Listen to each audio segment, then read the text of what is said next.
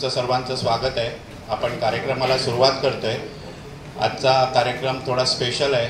पुरुषांची उपस्थिती मला जास्त दिसते आणि बायकांची थोडी कमी दिसते। असं काय प्रमाण असतं का? पाऊस आहे म्हणून ठीक आहे। डॉक्टर साहेब आलेले आहेत, आपण त्यांचं स्वागत करूया आणि मी डॉक्टरांना स्टेजवर यायची विनंती करतो। या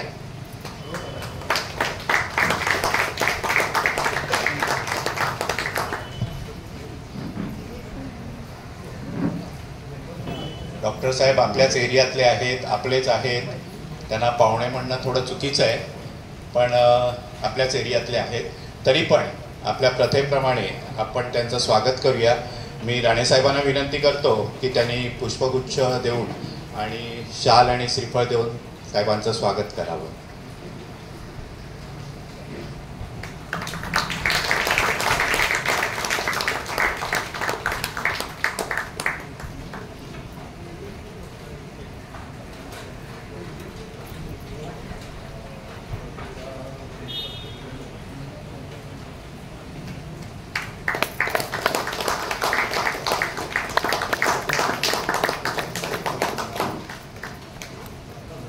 आपल्याला फार मोठा आधार आहे की आपल्याच एरियामध्ये असे डॉक्टर आहेत आणि जे आपल्या एका विनंतीला मान देऊन ते इथे आलेले आहेत। आता मी पुढची सूत्र शरद पोखरकर यांच्याकडे देतो, त्यांनी साहेबांची ओळख करून द्यावी। हॅलो, नमस्कार मंडळी। आचार्य यात्री कट्ट्यावरती आपल्या सगळ्यांचं मनापासून स्वागत करतो।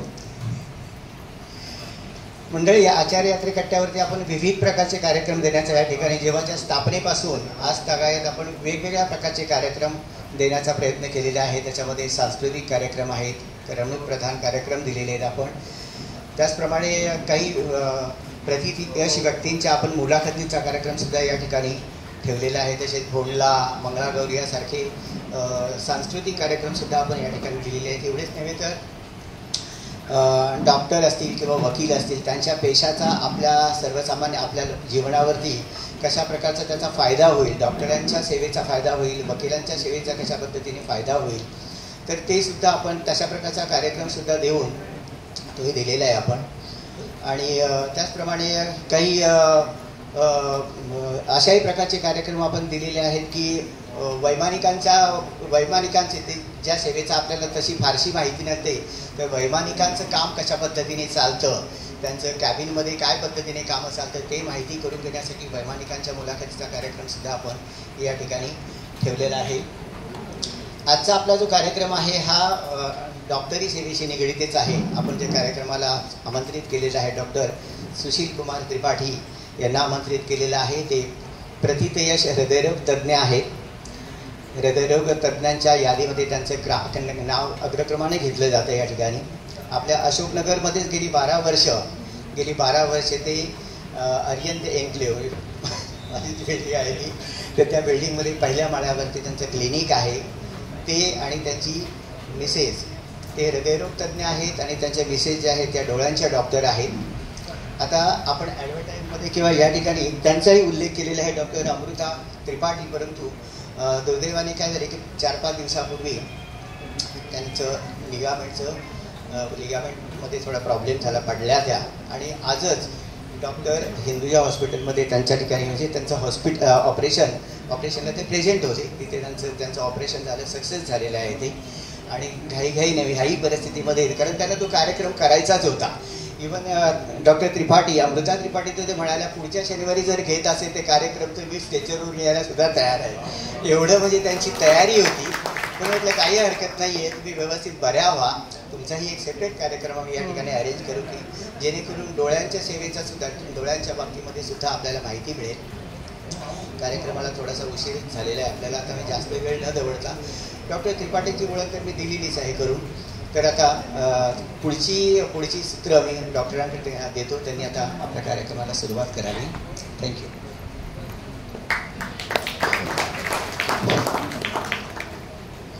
पहिला मला सगळ्यांचा नमस्कार करतो आणि आउटसेट हो मी पोखरकर साहेब, राणे साहेब, त्यांनी सगळ्यांनी मला ही संधी दिली त्याच्याबद्दल त्यांचा धन्यवाद। आणि बरेच चेहरे मला असं ओळखीचे वाटतंय, कारण माझे पेशंट राहिलेले आहे, म्हणून मला एकदम इकडे होमली असं वाटतंय. तर आपण सुरुवात करूया चर्चेची एक हृदयरोग विकाराबद्दल.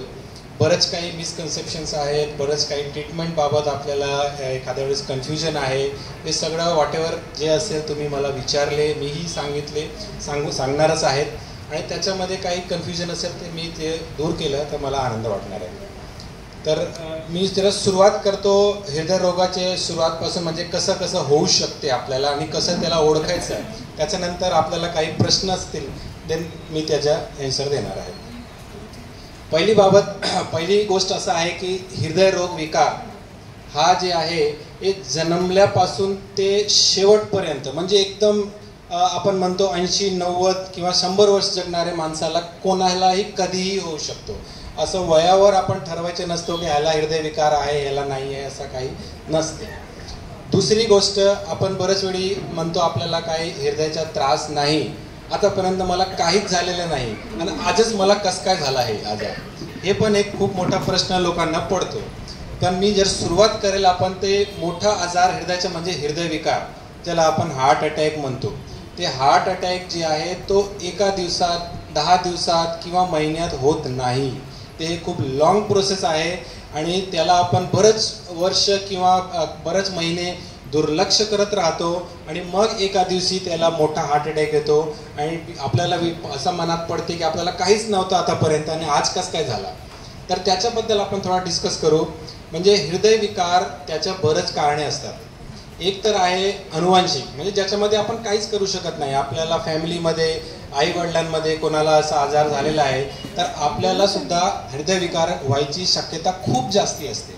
म्हणजे दॅट इज कॉल्ड एज, आम्ही मेडिकल सायन्सेस म्हणतो नॉन मॉडिफायबल फॅक्टर, म्हणजे जे आपण त्याच्यामध्ये काही करू शकत नाही. पण जे एक मोठा चंक आहे, कारण आहे तो मॉडिफायबल फॅक्टर. म्हणजे का आपल्याला हार्ट अटॅक येतो, का हृदयविकार होते, त्याच्यात अगर सगळ्यात मोठं कारण जर मी सांगू ते आहे मधुमेह, डायबिटीज. आता इंडिया हा डायबिटीजच्या कॅपिटल झालेला आहे, capital whole over the world. म्हणजे सगळ्यात जास्ती almost 50% of the diabetes is in India. And diabetes हा एक मुख्य कारण आहे हृदयविकाराचं, हार्ट अटॅक होण्याचं. दुसरा कारण मोठा म्हणजे ब्लड प्रेशर. ब्लड प्रेशर जास्ती असल्यामुळे हार्ट अटॅक पण येऊ शकते. म्हणजे आपण आता जेव्हा पण पुढे जाणार, आपण टेस्ट करतो तर शुगर आणि ब्लड प्रेशर ह्याच्यावर लक्ष ठेवणं खूप महत्त्वाचं आहे.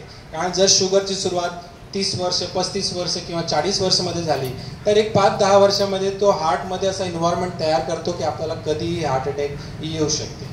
बरेच वेळी आपण BP 140-150 असते, आपल्याला काही सिम्पटम्स येत नाही, काही आपल्याला माहिती पडत नाही, आपण चेक करत नाही आणि आपण त्याच्या ट्रीटमेंटसुद्धा घेत नाही आणि मग एक दिवशी आपल्याला मोठा हार्ट अटॅक येतो आणि तेव्हा माहिती पडते ब्लड प्रेशर हा कारण होता. दुसरी गोष्ट, असं सोशल मीडिया आणि सामाजिक वातावरण असं झालेलं आहे की आपण जास्ती व्यायाम करत नाही. आधी कसं होतं, आपल्याला कुठे जायचं असलं तर आपण पायच जायचो, बोलायचो, चिठ्ठी. आता सगळं सोशल मीडियामुळे आपली हालचाल खूप कमी झालेली आहे. त्याच्यामुळे ओबेसिटी अँड बॅड लाईफस्टाईल हे एक अनदर हृदयविकाराचं एक मोठं कारण झालेलं आहे. तसं बरंच गोष्ट आहे, म्हणजे ॲडिक्शन्स असला, स्मोकिंग असला, अल्कोहॉल असला किंवा फिजिकल इनॅक्टिव्हिटी ते आहेच. तर हे सगळं मोठे हृदयविकाराचे कारण आहे. म्हणजे आपल्याला कोणाला हार्ट अटॅक आला तर आपण विचार करतो हार्ट अटॅक का आला, तर ह्याच्यापैकी काहीतरी कारण असेल, त्याच्याबद्दल आपण विचार करायला पाहिजे. तर ह्याच्याबद्दल कोणाला काही विचारायचं असेल तर I am ready to answer, म्हणजे आपण त्याच्या प्रश्न उत्तर करू शकतो.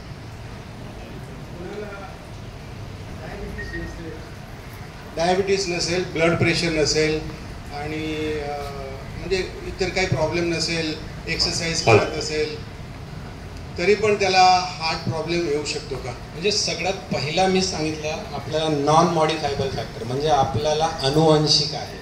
म्हणजे आई वडिलांना हार्ट अटॅक आलेला आहे. मेडिकल सायन्सेस आम्ही असं धरतो की समजा आई वडिलांना 60 वर्षाच्या वयामध्ये अटॅक आला तर आपण 50 वर्षापासूनच सावध राहायला पाहिजे. थोडा पण आपल्याला चेस्ट पेन झाला किंवा काही असं नॉन स्पेसिफिक सिम्पटम आले, ताबडतोड आपण ECG करून डॉक्टरांची सल्ला घ्यायला पाहिजे. म्हणजे हे तर आहेच. म्हणजे अनुवंशिक आपण त्याच्यामध्ये जास्त काही करू शकत नाही, पण जे आपण करू शकतो, जे मी लिस्ट तुम्हाला सांगितली, त्याच्याबद्दल आपण नेहमी सावध राहायला पाहिजे. तुम्ही म्हणालात की वयाचा प्रश्न नसतो, पण हार्ट अटॅक शक्यतो हा 50च्या पुढच्या लोकांना येण्याची शक्यता जास्त असते. पण तरुणांना वगैरे का येतो, किती अनुवंशिक तरुण जे आजकाल मुलं करतात, काही वेळा येतो 30च्या आत सुद्धा अटॅक येतो वाटतं, हे थोडंसं अचंबित वाटतं. 30च्या मी एक गेल्या 10 वर्षामध्ये 3 पेशंट माझे 15 ते 20 वर्षाचे होते, असे पण आहे. मी जेव्हा शिकत होतो कार्डिओलॉजी KM मध्ये मी शिकत होतो, तेव्हा नेहमीच माझे पेशंट एक 45 ते 60पर्यंत असायचं. पण जेव्हा मी प्रायव्हेट प्रॅक्टिस चालू केली इकडे कांदिवली बोरीवली एरियामध्ये, माझं ॲव्हरेज एज जे आहे ना ते 35 to 45 झालेलं आहे. म्हणजे ते खरंच म्हणतायत तरुण वयामध्ये हार्ट अटॅकच्या जे प्रमाण आहे ते खूपच वाढलेलं आहे.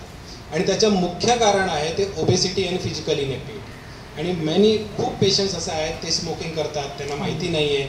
8 वर्ष 10 वर्ष स्मोकिंग हा एक खूप मोठा कारण आहे हार्ट अटॅक यायचं. तो हार्टची नसे जे असतात त्याला एकदम खराब करून टाकते. आणि जेव्हा अटॅक पण येतो ते पण खूप मोठा असतो. म्हणजे कोणाही पेशंटला खूप मोठा अटॅक आला तर आम्ही एक बॅक ऑफ द माइंड ठेवतो की तो स्मोकिंग करत असेल असं. तर ते अशा प्रकारे खूप कारण आहेत. आणि बरेच एक गैरसमज पसरली आहे एक समाजामध्ये की कोविड वॅक्सिनमुळे पण तरुणांना हार्ट अटॅक येत आहे. तर तसं काही नाही आहे. कोविड वॅक्सिन आपल्या चांगल्यासाठी होती आणि हे एपिडेमिक कंट्रोल करण्यामध्ये खूप मदत केली. कोविड वॅक्सिनच्या हार्ट अटॅक तरुणांमध्ये होण्याचं काही घेणदेण नाही. स्ट्रेस एक खूप मोठा कारण आहे. त्याच्यानी स्ट्रेस बऱ्याचपैकी असं असते की आम्ही सायन्समध्ये बघितलं आहे की जेव्हा कोणालाही स्ट्रेस असला त्याच्या जे रक्तधमनी एवढी मोठी असते ना ती एकदम लहान होऊन जातो, त्याला स्पाझम म्हणतो आम्ही. तर स्ट्रेस नक्कीच एक खूप मोठा कारण आहे हार्ट अटॅक किंवा हृदयविकार असं यायचं. आपण अपॅरेंटली बघतो की एक असं फिजिकली फिट ज्याला स्मोकिंग नाही ड्रिंकिंग नाही असं यायला नाही, ऑल ऑफ इट आपण बघतो की अरे त्याला एकदम कार्डियक अरेस्ट आलेला आहे. तर त्याचे प्रिडिस्पोजिंग फॅक्टर्स काही नसतात. मग असं का होतं ते? पहिला एक गोष्ट मी सांगतो, आपण 2 शब्द खूप इंटरचेंजेबली वापरतो. एक तर हार्ट अटॅक, दुसरा कार्डियक अरेस्ट. हार्ट अटॅक आणि कार्डियक अरेस्ट हे 2 वेगळी गोष्ट आहे. हार्ट अटॅक म्हणजे आपल्याला हृदयविकार झाला. कार्डियक अरेस्ट म्हणजे आपला हृदय चालणं बंद झाला, इट इज स्टॉप. म्हणजे कार्डियक अरेस्ट झाला, त्याला आपण रिवाईव्ह करतो, त्याला CPR असं म्हणतो आपण. CPR हे एक मोठा वेगळा सायन्स आहे. म्हणजे मी बोरकर साहेबांना रिक्वेस्ट करेल की maybe in some other time मी CPR तुम्हाला शिकवेल. पण इकडे आपल्याकडे मॅनिकिन्स आहेत आणि तो खूप मोठा एक इम्पॉर्टंट आहे. कारण की कोणालाही कार्डियक अरेस्ट बिल्डिंगमध्ये झाला तर त्याला एवढा वेळ भेटणार नाही की ते डॉक्टरला बोलवेल. म्हणजे त्याच्या नेबर, तिकडे असणारे वॉचमॅन किंवा कोणी अजून तरुण व्यक्ती ज्यांना कोणाला CPR येत असेल त्या माणसाची आपण जीव वाचवता येते. तर हा कार्डियक अरेस्ट झाला म्हणजे आपण CPR देतो, म्हणजे चेस्ट कम्प्रेशन देऊन हार्टला रिवाईव्ह करतो आणि मग पुढे जातो. तर हा कार्डियक अरेस्टचं मुख्य कारण त्याला आपण म्हणतो अरिथमिया. म्हणजे हार्टचं जे बीटिंग आहे ते इरेग्युलर होणे. म्हणजे हार्ट आपल्याला 1 मिनिटामध्ये 60 ते 90 वेळ ते बीट करतो. जर त्याची गती कमी झाली 30 वेळा 40 वेळा तेव्हा माणूस बेशुद्ध पडतो आणि कार्डियक अरेस्टमध्ये जातो. किंवा त्याची गती 150-200च्या वरती गेली तेव्हा पण हार्ट अचानक बंद पडतो आणि त्याला कार्डियक अरेस्ट म्हणतात.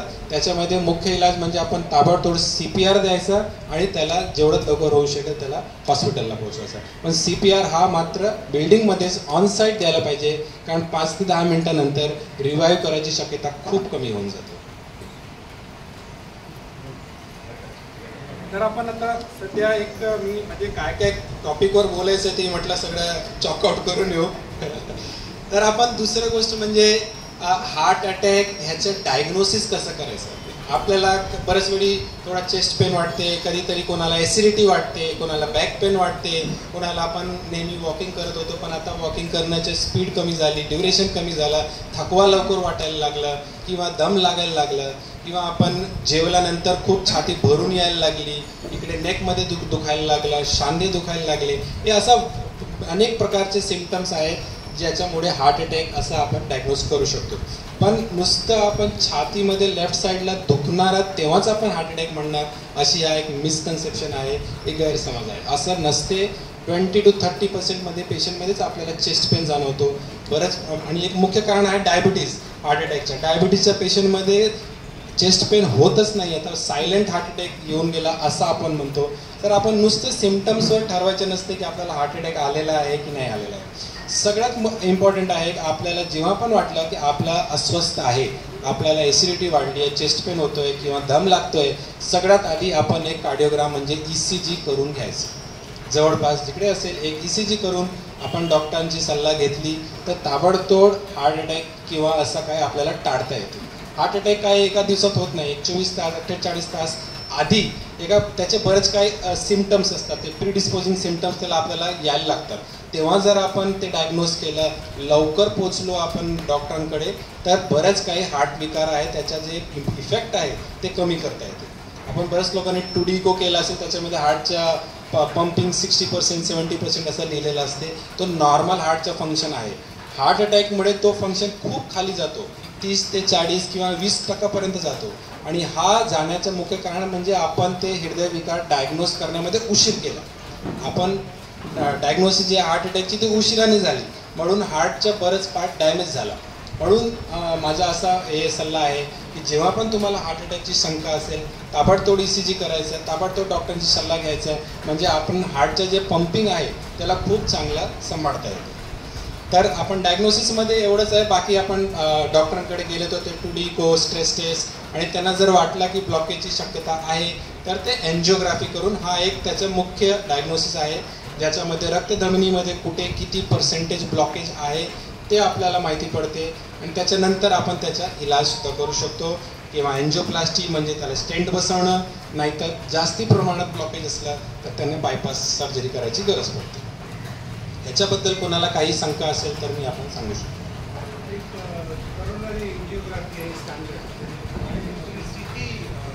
एक करोनरी एन्जिओग्राफी आणि दुसरी आहे CT एन्जिओग्राफी.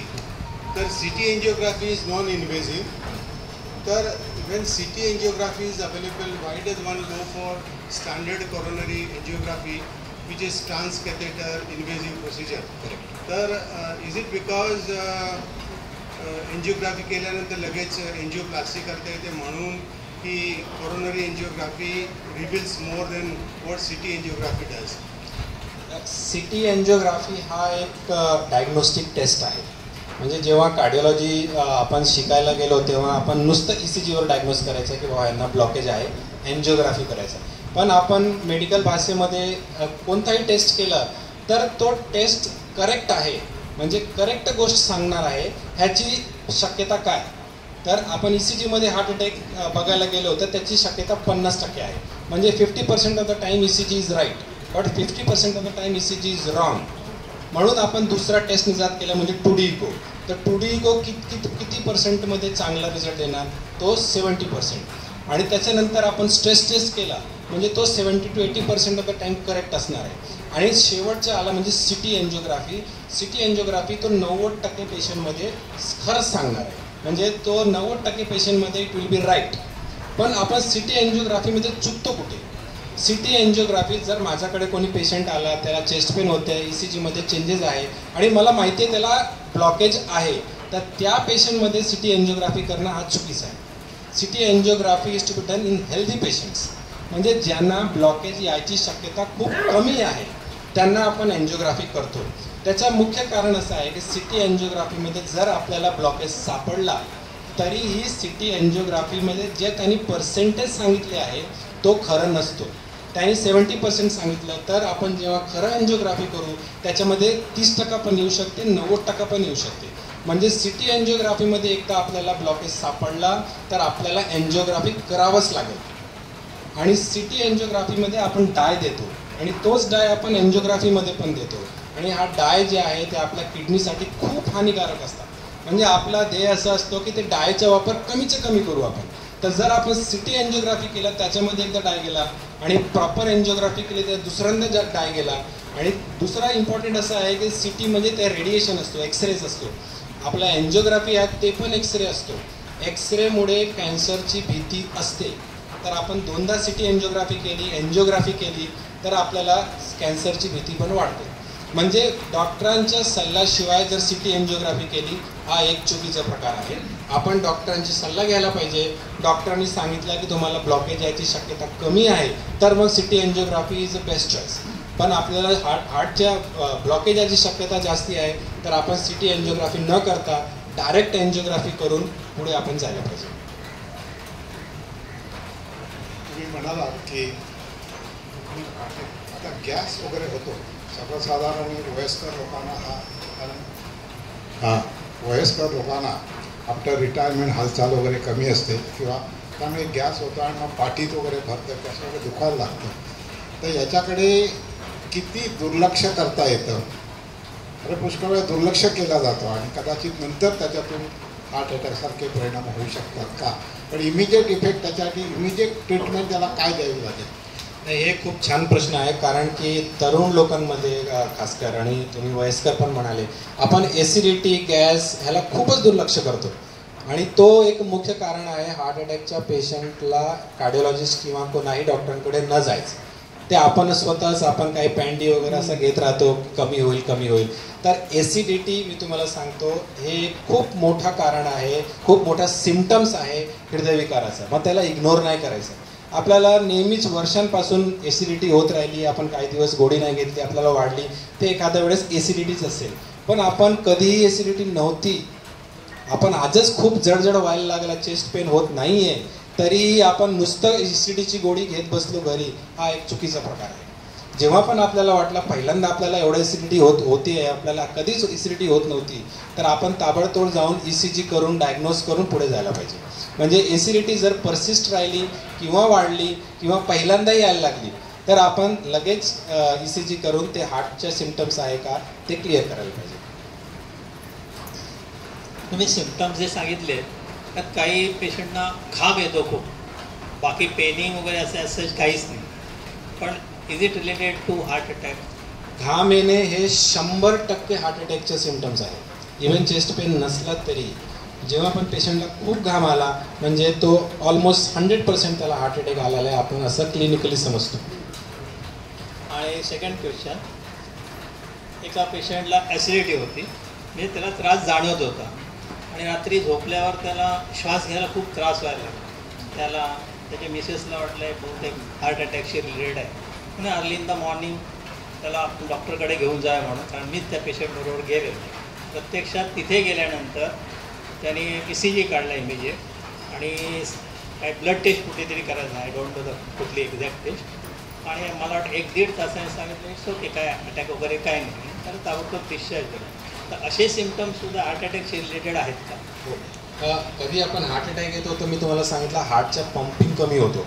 पंपिंग कमी होतं म्हणजे हार्ट फेल व्हायला लागतो, आणि जेव्हा हार्ट फेल व्हायला लागला, हार्टचं काम आहे रक्ताला पंप करणं, जेव्हा हार्ट फेल व्हायला लागला तेव्हा ते पंप करायचं ते कमी होते, म्हणून आपल्याला लंग्समध्ये म्हणजे फुफ्फुसमध्ये पाणी जमा व्हायचं चालू होतं. तेव्हा आपण दम लागायची सुरुवात असते आणि कधी कधी जास्ती पाणी जमा झाला तर आपण जास्ती दम लागतो, म्हणजे हा एक हार्ट फेलियरचा सिम्पटम्स आहे. दुसरी गोष्ट, आपण कधी पण आमच्याकडे पेशंट आला आणि चेस्ट पेनमुळे आला आणि आपण एक ECG केली, ते नॉर्मल आहे, तरीही आम्ही मेडिकल भाषेत बघितलं आहे की 40 to 50% पेशंटमध्ये ECG नॉर्मल असते. म्हणून आम्ही नुसतं ECGवर त्यांना हे करत नाही, आम्ही ॲडवाईज करतो एक 12 तासानंतर एकदा परत या, आपण एक रिपीट ECG करू. रिपीट ECG करायचा उद्देश असा आहे की पहिल्या ECGमध्ये आणि सेकंड ECGमध्ये किती फरक आलेला आहे, त्याच्याने आपल्याला काय ब्लॉकेज आहे का, काही ब्लॉकेज किंवा जास्ती प्रमाणात ब्लॉकेज होऊ शकतो का हे आपल्याला लक्षात येतो आणि मग आपण पुढे डायग्नोज करू शकतो.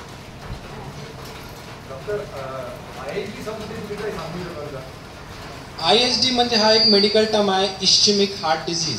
इश्चेमिक हार्ट डिझीज म्हणजे आपल्याला हार्टमध्ये ब्लॉकेजमुळे होणारे सगळे विकार, त्यांना आपण एक ग्रुप ठेवलेला आहे इश्चेमिक हार्ट डिझीज. मी पहिल्यांदाच सांगितलं की आपल्याला हार्ट अटॅकच्या 2 प्रकार असते, नॉन मॉडिफायबल आणि मॉडिफायबल. नॉन मॉडिफायबल म्हणजे अनुवांशिक, त्याच्यामध्ये आपल्या जेनेटिक आहे म्हणजे आपल्याला रिस्क आहे, त्याच्यात आपण काय नाही करू शकत. पण we should be more vigilant, आपण खूप सावध राहायला पाहिजे की आपल्याला हार्ट अटॅकची भीती जास्ती आहे तर आपण कोणताही इव्हन नॉन स्पेसिफिक सिम्पटम असला तरी आपण त्याला जरा इव्हॅल्युएट करूनच जायला पाहिजे. मला परत एकदा प्रश्न विचारतो. म्हणाले घाम आला की हार्ट अटॅक येऊन गेला असं म्हणतात. पुष्कळ डॉक्टर म्हणतात की तुम्हाला हार्ट अटॅक येऊन गेला आहे, येऊन गेला मग त्यावेळी तरी तो माणूस जगतो तर त्याचा, हे कसं काय, ही प्रक्रिया काय आहे? आपल्याला हार्ट अटॅक म्हणजे काय? हार्ट अटॅक म्हणजे आपल्याला हार्टमध्ये 3 रक्तधमनी असतात. ते रक्तधमनी हार्टला रक्त पुरवठा करतात, त्याच्यामुळे हार्ट पंप करत राहते. हार्ट अटॅक म्हणजे त्या धमनींना 100% ब्लॉक, म्हणजे रक्ताला पुरवठा हृदयाला कमी झाला. तर तो म्हणजे का समजा पाईपने आपण पाणी टाकतोय, तर जिकडे पाणी टाकतोय तिकडेच पाणी जाणार आहे. तर जिकडे पाणी घेणं बंद झालं तर तिकडचे झाडं सुकतात. तसं तो पार्ट हार्टच्या डेड होऊन जातो. आणि मग त्या माणसाचा जर आम्ही ECG केली, त्याच्यामध्ये आम्हाला तो डेड पार्ट दिसतो. म्हणून आम्ही म्हणतो की हार्ट अटॅक येऊन गेलेला आहे, म्हणजे तेवढा पार्ट हार्टच्या डेड झालेला आहे. कारण हार्टला एकदा ब्लड सप्लाय आपण बंद केली तर तो 6 ते 8 तास नंतर त्याच्यानंतर पुढे सर्वाईव्ह करू शकत नाही. तर तेवढा पार्ट हार्टच्या डेड होऊन जातो. म्हणजे आपण एक झाडाला आपण पाणी टाकायचं बंद केलं तर तो सुकून जाईल, तसंच तो तेवढा पार्ट खराब होऊन जातो. म्हणून आपल्याला हार्टचं पंपिंग कमी होत जातं.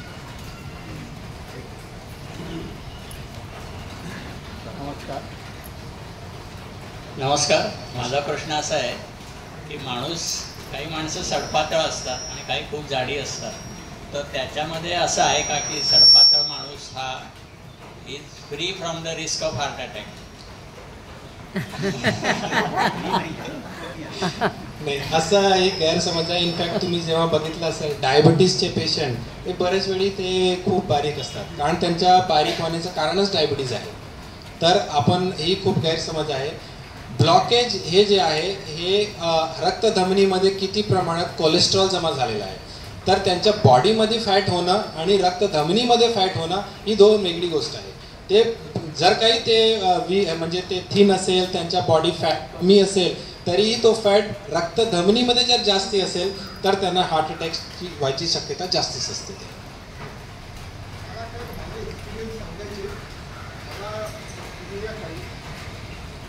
या कंडिशनमधनं गेलो आहे. तर मला 2002 20 ऑगस्टला माझी एंजिओप्लास्टी झाली. तर सकाळी मला वाटलं काय दुखतंय, आता ड्रायव्हिंग करून गेलो Santacruz to Fort, meeting attend केली, नंतर आलो गेला. तर हे माझं झालं. आता स्पेसिफिक लोकांच्या नॉलेजला हार्ट अटॅक येतो म्हणजे तेव्हा मी काय करायचो, माझा भाऊ स्वतः डॉक्टर आहे, त्याच्यामुळे तो म्हणाला आता 40 वर्ष झाले, 40-50 वर्षाच्या आसपास I should start taking blood thinning pills. तर मी 75 mgची इकोस्प्रिन घेत होतो. म्हणून I did not go in to heart, I went in to what he says is an angina condition. You can elaborate on that पुढे. तर ते आणि त्यांनी माझं टाकलं, एक स्टेंट टाकला, लीलावतीमध्ये झालं ऑपरेशन. आता एंजिओप्लास्टीमध्ये पण लोक करतात इकडे तिकडे, छोट्या हॉस्पिटलमध्ये, मोठ्या हॉस्पिटलमध्ये. त्याला सगळ्यांनी खूप काळजी घ्यायला पाहिजे. त्याचं असं आहे की ते जेव्हा स्टेंट टाकतात, स्टेंट तुमचा 8 मिलीमीटर लांब, 10 मिलीमीटर लांब, 12 मीटर लांब, 0.6 वगैरे या डायमेन्शनचा असतो. काय होतं, छोट्या हॉस्पिटलमध्ये सगळ्या साईजचे स्टेंट नसतात, मग ते स्टेंटची कॉम्प्रोमाइज करतात. मला बरेच वेळा ऐकलं असेल लोकांनी की माझी एंजिओप्लास्टी झाली आणि मला परत करावी लागली. तर म्हणून चांगल्या हॉस्पिटल जा, त्यांच्याकडे सगळ्या साईजचे स्टेंट असतात. हे ऑपरेशन जे केलं ते प्रकाश संस्कृतीने केलं. तो मला अगदी लहानपणचा अगदी लंगोटी आला असा त्यांनी सगळं मला एक्सप्लेन केलं करताना स्क्रीनवरती. तरी लक्षात ठेवा स्टेंटची साईज. आणि जेव्हा तुमची एंजिओप्लास्टी होते तेव्हा स्टँड बाय म्हणून ॲक्च्युअल बायपासचा सर्जन उभा असतो, करेक्ट? हां, तर ते असतोच तो खर्च. तर हे आणि मग गोळ्या त्यांनी मला बऱ्याच दिल्या, हे केल्या. त्याच्यामध्ये मला इकोस्प्रिनबद्दल बोलायचं आहे खास. आपल्याकडे इथे जी इकोस्प्रिन मिळते ती आपली पोटात डिझॉल्व होणारी मिळते. मी बायर्सची USA वरनं एनर्टेक कोटेड इकोस्प्रिन आणतो, which dissolve in your intestine. It is more effective. हे लोकांच्या लक्षात किती येतं माहिती. बऱ्याच लोकांना मी सांगितलं इथे की एनर्टेक ती कोटेड इकोस्प्रिन घ्या, म्हणजे ती पोटात नाही लंगमध्ये इंटेस्टाईन डिझॉल्व्ह होईल. तर त्याचा ॲक्च्युअल इफेक्ट चांगला असतो. आता मला सांगितलं ऑपरेशन नंतर 150 mg घ्यायची. आता 150 mg बाहेर बनवत नाही, ते 81 mgच्या 2 घेतो, एक सकाळी एक संध्याकाळी. आणि हार्टचं ऑपरेशनमध्ये पण एक युनिक आहे की तुमचं नॉर्मल याच्यामध्ये तुम्ही म्हणा ते बरोबर आहे की टेस्टिंग करून घ्या. आता माझा मुलगा USA ला जाणार होता, त्याचं सगळं आम्ही टेस्टिंग केलं. निघाला की त्याचा heart is by birth only slightly shifted. म्हणजे त्याची कंडिशन तुम्ही स्कॅरामांगा नाव ऐकलं असेल, man with the golden gun of James bond. He had a third nipple because he was shot on the heart but he steel survived, कारण त्याचं heart shift झालेलं असतं. हे लोकांच्या लक्षात यायला पाहिजे. Coming back to one initial statement which you made, sorry मी थोडं इंग्लिश बोलतो पण त्याच्यामध्येच म्हणाला की कोविड वॅक्सिनेशनवर तुम्ही काही सांगू शकत नाही. आता ह्याच्यावरती तुम्हाला बाळ सामंत सगळ्यांना माहिती असेल, कन्नमवारचा PA, त्याचा मुलगा विजय सामंत, तो USA मध्ये माझ्याबरोबरीच आहे, आमच्या शेजारी राहायचो, अगदी 2 घरं सोडून खानला.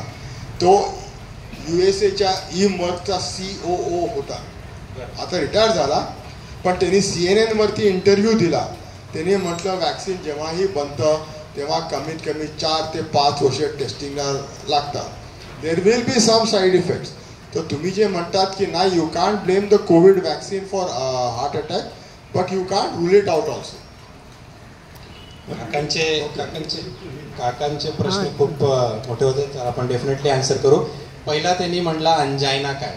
अंजायना, आपण ते हार्ट अटॅक बद्दल सगळं माहिती घेतली, म्हणजे त्याच्यावर मी येणारच होतो. अंजायना म्हणजे जेव्हा रक्त धमनीमध्ये ब्लॉकेज 100% नाहीये, तो 90% असू शकतो, 80% असू शकतो, 70% असू शकतो. म्हणजे आपल्याला रक्त पुरवठा हृदयामध्ये कमीच होते. पण जर तो कमी होत असला तेव्हा आपण जेव्हा काही थोडा एक्झर्शन केला, म्हणजे जे आपण रुटीनली काम करत नाही, जसं आपण एक मजला चढलो, आपण चढत नव्हतो, तेव्हा हार्टला तो कमी रक्त ते कमी पडतो आणि तेव्हा आपल्याला चेस्ट पेन व्हायला लागतं. त्याला आपण अंजायना म्हणतो, म्हणजे चेस्ट पेन आहे. तो पण एक स्पेसिफिक सिम्पटम आहे हार्ट अटॅकचा. त्याला आपण डेफिनेटली असा काही व्हायला लागला तर आपण लगेच कार्डिओलॉजिस्टकडे जाऊन पुढे त्याचं हे करायला पाहिजे, इन्व्हेस्टिगेट. दुसरं ॲस्पिरिनबद्दल त्यांनी सांगितलं. ॲस्पिरिन हा एक म्हणजे it is a most important medicine आतापर्यंत, म्हणजे इट्स ऑलमोस्ट 6 डिकेड्स झालेला आहे हार्ट अटॅकच्या ट्रीटमेंट करताना. तर ॲस्पिरिन हॅज रिमेंड एक खूप मोठा एसेन्शियल ट्रीटमेंट त्याला म्हणतो ते राहिलेलं आहे. त्यांनी ॲस्पिरिन आधी बायर कंपनी ते जो ओरिजिनल मॉलिक्युल आहे त्यांनी बनवलेला आहे आणि काकांनी बरोबर सांगितलं तो पोटात डिझॉल्व्ह होणारी होती. आपल्या इंडियामध्ये ॲस्पिरिन बायर कंपनीचा भेटत नसतो, कारण तो खूप महाग आहे, कारण आपण इंडियामध्ये एवढा अफोर्ड करू शकत नाही. पण ह्याचा अर्थ नाही आपण घ्यायलाच नको. आपल्याकडे जे काही ॲस्पिरिन भेटते ते पण खूप चांगला इफेक्ट आहे त्याचं, आणि त्याच्या पण बऱ्याच कंपन्या आहेत ज्यांनी एंट्रिक कोटेड बनवलेला आहे. इकोस्पिरिन ऑल्सो इज एंट्रिक कोटेड आणि त्याचा छान इफेक्ट येतो आपल्याला. तिसरा प्रश्न ते कोविड वॅक्सिनबद्दल. कोविड वॅक्सिन ते असं मान्य मी करतो, कारण की डेफिनेटली कोविड आला 2020मध्ये आणि by 2021 we started to taking, आपल्याला वॅक्सिन द्यायची आपण सुरुवात केली. म्हणजे एकूण डाटा जर असला आपल्याकडे तर एक 6 महिना ते 1 वर्षाचा आहे. पण आपण असं विचार केलं की किती लोकांची डेथ होत होती तेव्हा आणि किती लोकांची डेथ वाचवता आली. म्हणजे आपण जर 4 वर्ष किंवा 5 वर्ष थांबलो असतो डेटा कलेक्ट करण्यासाठी की ह्याच्यामुळे काय काय होऊ शकते, त्याच्यामध्ये किती लोकांचे जीव गेला असता आणि आपण कोविडला आपण ते मात देऊ शकलो असतो का, असा एक प्रश्न पडते. तरीही आपल्याला आता ऑलमोस्ट म्हणायला पाहिजे की 5 वर्षाचा डेटा झालेला आहे कोविडचा आणि कोविड वॅक्सिनचा. त्याचा पण बरंच त्याचे जे रिसर्च झालेला आहे त्याच्यामध्ये असं क्लिअर माहिती पडलं की कोणताही वॅक्सिन, कोविशिल्ड असलो, दुसरं असली किंवा ते अमेरिकेतली दिलेली वॅक्सिन असली, कोणताही वॅक्सिनमुळे हार्ट अटॅक किंवा असा काही प्रकार जे हार्टला होऊ शकतो तसा काही क्लिअरली सापडलेला नाही आहे. आणि आपण जेव्हा कोणाला ब्लेम करतो किंवा याच्यामुळे झालेला आहे त्याच्यामध्ये आपल्याला सिग्निफिकंट अमाऊंट पाहिजे. म्हणजे 10 लोकांना वॅक्सिन दिली, 10 लोकांनाही हार्ट अटॅक आला, तेव्हा आपण मान्य करतो. 10 लोकांना वॅक्सिन दिली, एकाला हार्ट अटॅक आला, तेव्हा आपण वॅक्सिनमुळे झालेला आहे हे सांगायला आपल्याला एव्हिडन्स नसते असं आपण म्हणतो. हे काकांच्या बरोबर आहे. स्टेंट कसं असते, आपल्याला रक्तधमनी समजा एक 40 मिलीमीटरचा आहे, आपण हे सगळं मिलीमीटरमध्ये मोजतो कारण खूप लहान असते, तो 40 मिलीमीटरचा आहे. तर त्याचप्रमाणे आपल्याला स्टेंट पण असते. म्हणजे ब्लॉकेज जर 10 मिलीमीटरचा असला तर आपण 12-14 मिलीमीटरचा स्टेंट टाकतो. ब्लॉकेज जर अजून मोठा असला तर 20 mm टाकतो. म्हणजे आपल्याला जे एन्जिओग्राफी नंतर हे ठरवतो की ब्लॉकेजची साईज किती. एकाप्रमाणे जसं आपला कार्पेंटर काम करतो, जसं त्याचं साईज आहे ते सगळं मोजून टाकतो, ते आपल्याला करावंच लागतं. कारण की न बघता आपण एकदम मोठा काही टाकून दिलं तर त्याचं काही पुढे पुढे जाऊन आपल्याला परत ब्लॉकेज व्हायची भीती असते. शेवटी स्टेंट हा आपला शरीराचा भाग नाही, हा एक कृत्रिम भाग आहे. म्हणजे तो त्याची पुढे जाऊन त्याच्यामध्ये परत ब्लॉकेज यायची किंवा लगेच ब्लॉकेज यायची ही शक्यता जास्ती असते.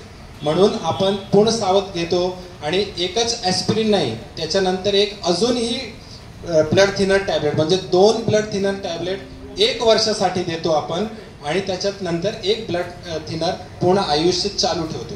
बरेच वेळी असं पेशंट येतात, हार्ट अटॅक झाला, ट्रीटमेंट झाला, आता मला बरं झालेलं आहे, आता मी गोळी बंद करणार. हे खूप चुकीचा प्रकार आहे. तुमच्या 1 ते 2 गोळी, त्याच्यामध्ये एक ब्लड थिनर आणि एक कोलेस्ट्रॉल कमी करायची गोळी ही तुम्हाला लाईफ लॉंग घ्यावं लागेल.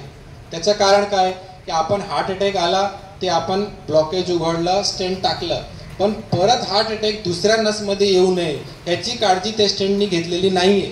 याची काळजी आपण ब्लड थिनर आणि कोलेस्ट्रॉलची गोळी ह्याच्यामुळे कमी करता येते.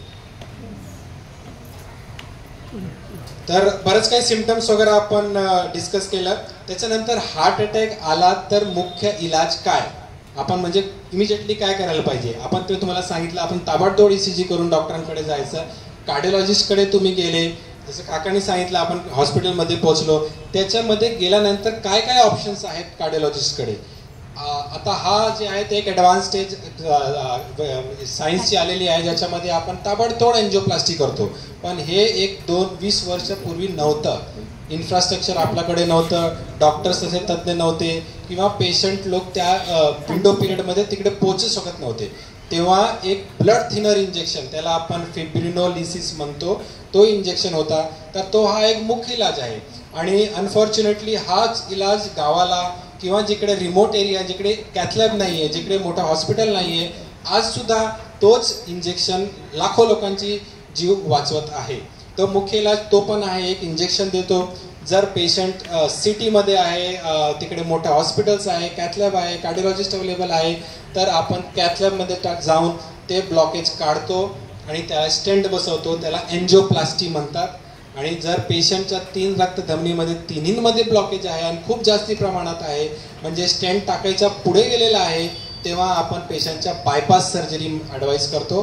बायपास सर्जरी म्हणजे काय, बायपास सर्जरीमध्ये आपण हाताची, पायाची किंवा छातीत आतमध्ये असलेली जे हेल्दी नस आहे ते काढतो आणि ते नसच्या जागेला ते बायपास करून रक्तपुरवठा हार्टला प्रोव्हाइड करतो. त्याला कोरोनरी आर्टरी बायपास सर्जरी म्हणजे CABG असं म्हणलं जाते. तर हे 3 प्रकारचे ट्रीटमेंट आहे आणि ज्याच्या जे काही पेशंटला सुटेबल असेल ते कार्डिओलॉजिस्ट डिसाईड करून त्यांना देतात. ट्रीटमेंटबद्दल कोणाला काही विचारायचं असेल तर आपण पुढे सांगू शकतो.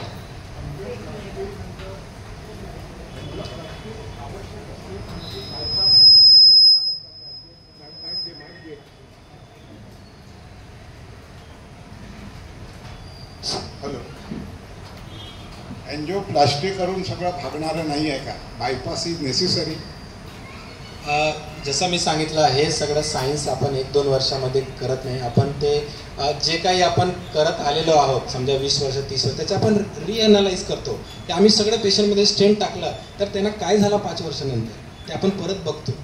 तर त्याच्यामध्ये असं सापडलं की ज्या पेशंटला 2 ते 3 किंवा 4 ब्लॉकेज होते, आपण 4-4, 5-5 स्टेंट टाकलं, त्यांना 1-2-3 वर्षामध्ये परत ब्लॉकेज झाला. जेव्हा असं प्रकारचे पेशंट जास्त व्हायला लागले तेव्हा आपण सगळं ते कार्डिओलॉजिस्टने त्यांच्याप्रमाणे, त्यांच्या सायन्सप्रमाणे असं डिवाईड केलं की बाबा हा पेशंट जे आहेत त्यांना जास्ती स्टेंट टाकला तर परत ब्लॉकेज यायची भीती जास्ती असणार आहे, मग हे पेशंटला बायपास केलेलं बरं. तर हे एक प्रकारचं सायन्स आहे. म्हणजे ते एकदम डिटेलमध्ये मी मेडिकल भाषेत सांगू शकत नाही, पण आपण ते ब्लॉकेज जेवढं असेल त्याला बघून त्यांना एन्जिओप्लास्टी सुटेबल आहे की बायपास सुटेबल आहे हे ठरवतो.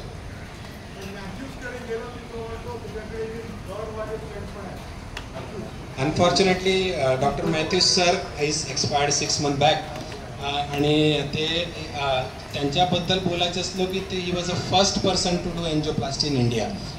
1985 त्यांनी पहिली एन्जिओप्लास्टी भारतात केली. ते खूप छान एन्जिओप्लास्टी करायचे. मी शिकलो आहे त्यांच्याकडे, म्हणजे KM हॉस्पिटलला ते अटॅच होते, मी तिकडे शिकलो. पण हे स्टेंटचे जे प्रकार आहे ते it is a continuous process. आपण आधी एक स्टेंट टाकला, तो 10 वर्ष चालला, त्या सायन्सने पुढे आणलं की बाबा हा एक अजून चांगला स्टेंट आहे, 20 वर्ष चांगला आहे, तर दिस विल गो ऑन. आपलं मोबाईलचे मॉडेल कसं आहे, तो आयफोन 14, 15, 16 असा होत राहणार आहे ते पुढे.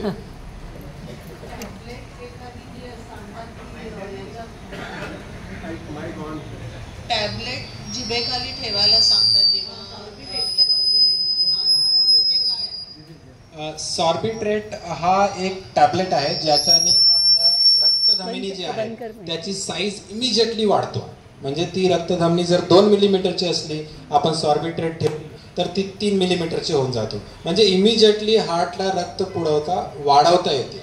पण हे सगळं इमिजिएट रिलीफ आहे. म्हणजे तुम्हाला जेव्हा हार्टचा प्रॉब्लेम आहे हे माहिती आहे, तर तुम्हाला कधी पण चेस्ट पेन झाला, असा काही झाला, तर आपण ती जिभेखाली गोळी ठेवून ते रक्तधमनीचे साईज वाढवून आपण ते सिम्पटम्स कमी करता येते. पण हा सॉर्बिट्रेटचं वापरणं म्हणजे आपल्याला सिग्निफिकंट हार्ट प्रॉब्लेम आहे, that is a indicator. So we just cannot keep on की आपण सॉर्बिट्रेट ठेवला आणि चेस्ट पेन गेला हेच करत राहिलो. आपल्याला कार्डिओलॉजिस्टकडे जायचं आहे, ते का झालेलं आहे ते बघायचं आहे आणि त्याच्या पुढे जायचं आहे. म्हणजे थोडक्यात सांगितलं की आपल्याला ताप आला तर आपण एक क्रोसिनची गोळी घेतो, पण आपण रोज असंच नाही करत राहणार आहे. आपल्याला ताप का येतोय त्याच्याबद्दल माहिती काढणार आहे. तर सॉर्बिट्रेट हा एक इमिजिएट रिलीफ आहे, पण तो आपण रक्तधमनीमध्ये ब्लॉकेज कुठे आहे, काय आहे हे बघण्यासाठी आपल्याला पुढे जावं लागेल. माझा असा प्रश्न आहे, जे असे पेशंट म्हणतात माझा बायपास झालाय, आता मी काही खाऊ शकतो की त्यांना डाएट करायचंच असतो की काही खाल्लं तरी चालतं की परत ब्लॉकेज येणार नाही? हे बघा, देवानी आपल्याला 3 नस दिलेला असतो, तिन्ही मध्ये ब्लॉकेज झाला म्हणून बायपास झाली. आणि आता जे नस लावलेली आहे ते आम्ही लावलं आहे, म्हणजे मानवानी लावलेली आहे, ते त्याच्यामध्ये ब्लॉकेज येणार नाही का? त्याच्यामध्ये पण ब्लॉकेज येणारच. जर आपलं कारण आहे डायबिटीज, जर आपलं कारण आहे इनॅक्टिव्हिटी, आपण काही एक्सरसाइज करत नाही, परिश्रम करत नाही, जे कारण आहे ओबेसिटी, ते कारण जर आपण बदलले नाही तर परत जे नवीन नस बसवली आहे बायपासमध्ये त्याच्यामध्ये पण ब्लॉकेज येणार. डॉक्टर, तुम्ही आता हार्ट अरेस्ट बद्दल हा शब्द वापरला, त्याच्याबद्दलची जरा जास्त माहिती सांगा की कधी हार्टबीट्स कमी होतात, बीपी कसं कमी व्हायला लागतं, आणि घरातल्या व्यक्तींनी जर असा एखादा पेशंट असेल, त्यांना काही माहिती नाही, सगळ्यांनाच वैद्यकीय माहिती नसते, अशा वेळेला काय करायला पाहिजे? कधी कधी चक्कर येते त्या व्यक्तीला, नॉर्मल नसतं, तर तुम्ही जरा हार्ट अरेस्टवरती जरा जास्त प्रमाणात बोला, कारण हार्ट अटॅक बद्दलचा लोकांना भरपूर माहिती आहे. बरोबर. तर ह्याबद्दल बोलाल तर फार बरं होतं. कार्डियक अरेस्ट आपण बऱ्याच वेळी आपण एअरपोर्टला जे कोणी गेलं असेल किंवा आपण रेल्वे स्टेशनवर जातो, तिकडे एक डिफिब्रिलेटर ठेवलेलं असते. आपण बघितलेलं आहेत का? डिफिब्रिलेटर म्हणतात त्याला.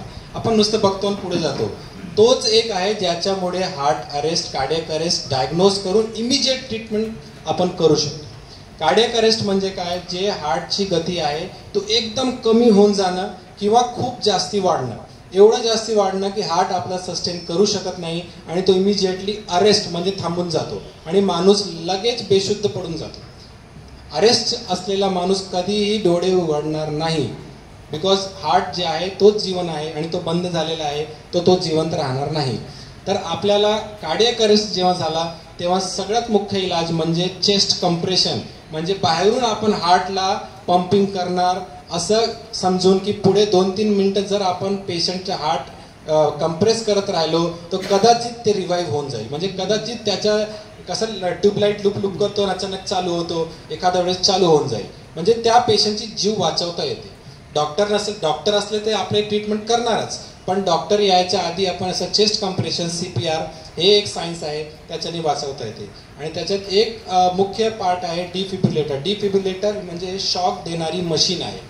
प्रत्येक कार्डियक अरेस्ट पेशंट ज्यांच्या हार्टची गती 150-200 झालेली आहे ते विदाऊट शॉक देऊन ते थांबू शकत नाही.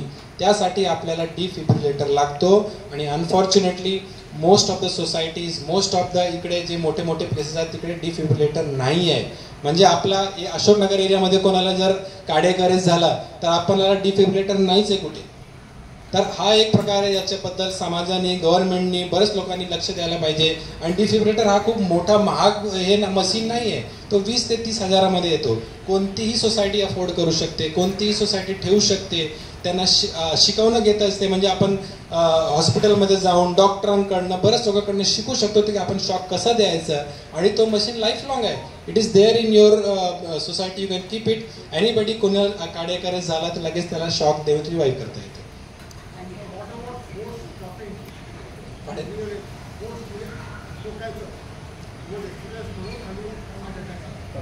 हा कफिंग म्हणजे हा एक स्ट्रेन आहे. स्ट्रेन म्हणजे आपण जे थॉरेक्स आहे आपलं जे रिब केज आहे त्याच्या आतला प्रेशर खूप वाढवतो आणि एकदम जास्ती प्रेशर वाढवलं तर शेवटी हार्टची जी नस आहे त्याचे थिकनेस 2 ते 3 मिलीमीटर असतो. तो एखाद्या वेळेस फाटेल आणि आपल्याला मोठा हार्ट अटॅक येईल. तो एक प्रकार आहे. हॅलो.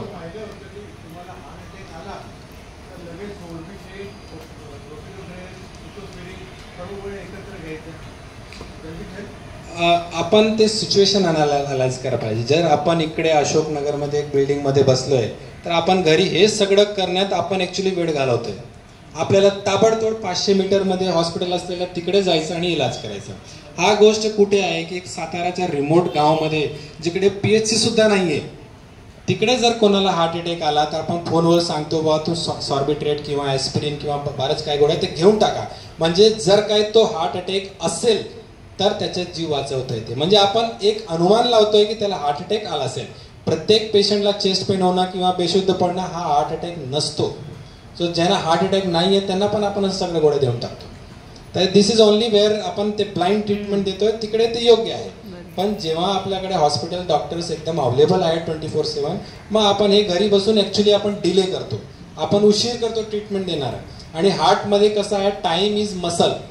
जेवढा आपण लवकर इलाज केला तेवढा आपला हार्टच्या हेल्थ खूप चांगला असणार आहे. जेवढा आपण उशीर केला एन्जिओप्लास्टी करा तुम्ही बायपास करा किंवा काहीही करा हार्टच्या चांगला हेल्थ आणता परत येत नाही.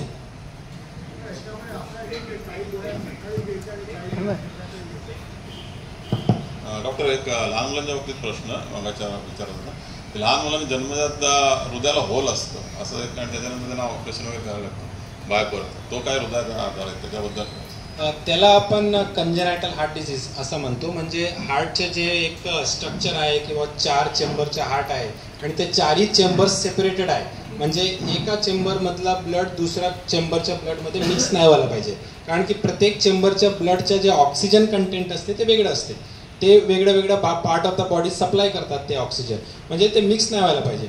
जेव्हा अनफॉर्च्युनेटली दुर्दैवाने ते 2 चेंबरमधला एक जे पडदा आहे तो छिद्र असतो तेव्हा दोन्ही चेंबरचे रक्त मिक्स होतात आणि त्यामुळे पेशंटला ते लहान बाळांना ते निळं पडतात किंवा ते हार्ट फेलमध्ये जातात.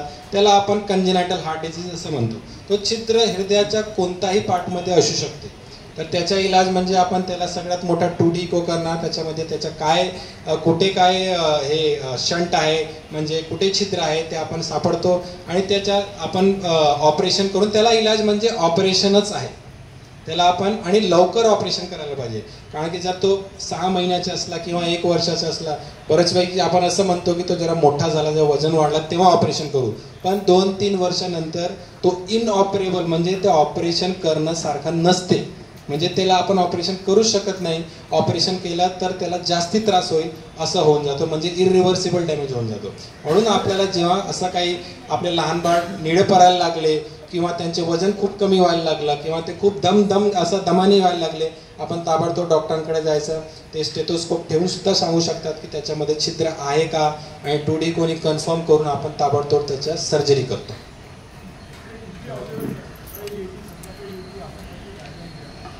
ते असं काही टायमिंग नाही आहे. पण आपण समजा एक ब्लड प्रेशरची मेडिसिन घेतोय तर आपण सकाळी घेतली किंवा संध्याकाळी घेतली ते दोन्हीने सेम इफेक्ट येतो. महत्त्वाचं काय आहे की आपण ते एक टाइम ठरवायला पाहिजे. म्हणजे आपण रात्री घेतोय 9 वाजता तर जवळपास 9 वाजताच घ्यायला पाहिजे. नाही तर आज 9 वाजता उद्या दुपारी परवा संध्याकाळी हे एक चुकीची गोष्ट आहे. दुसरी बरंच काही गोळ्या आहेत म्हणजे ब्लड थिनर्स आहेत ते आपण दुपारी किंवा रात्री घेतला जेव्हा जेवल्यानंतर तेव्हा आपल्याला कोणाकोणाला गोळी घेतल्यानंतर पोटात जळजळ व्हायला लागते. ते हे जळजळ वगैरे कमी होते. तर असा डॉक्टर तुमच्या सिम्पटम्स किंवा तुमच्या लाईफस्टाईल विचारून ते गोळ्यांचे टायमिंग ठरवतात. बऱ्याच वेळा असं वाटतं की यू गेट सम पाल्पिटेशन बसल्या म्हणजे you are all right but suddenly you get some palpitation effect. हे कशामुळे होतं आणि what is it anything to do with the heart disease?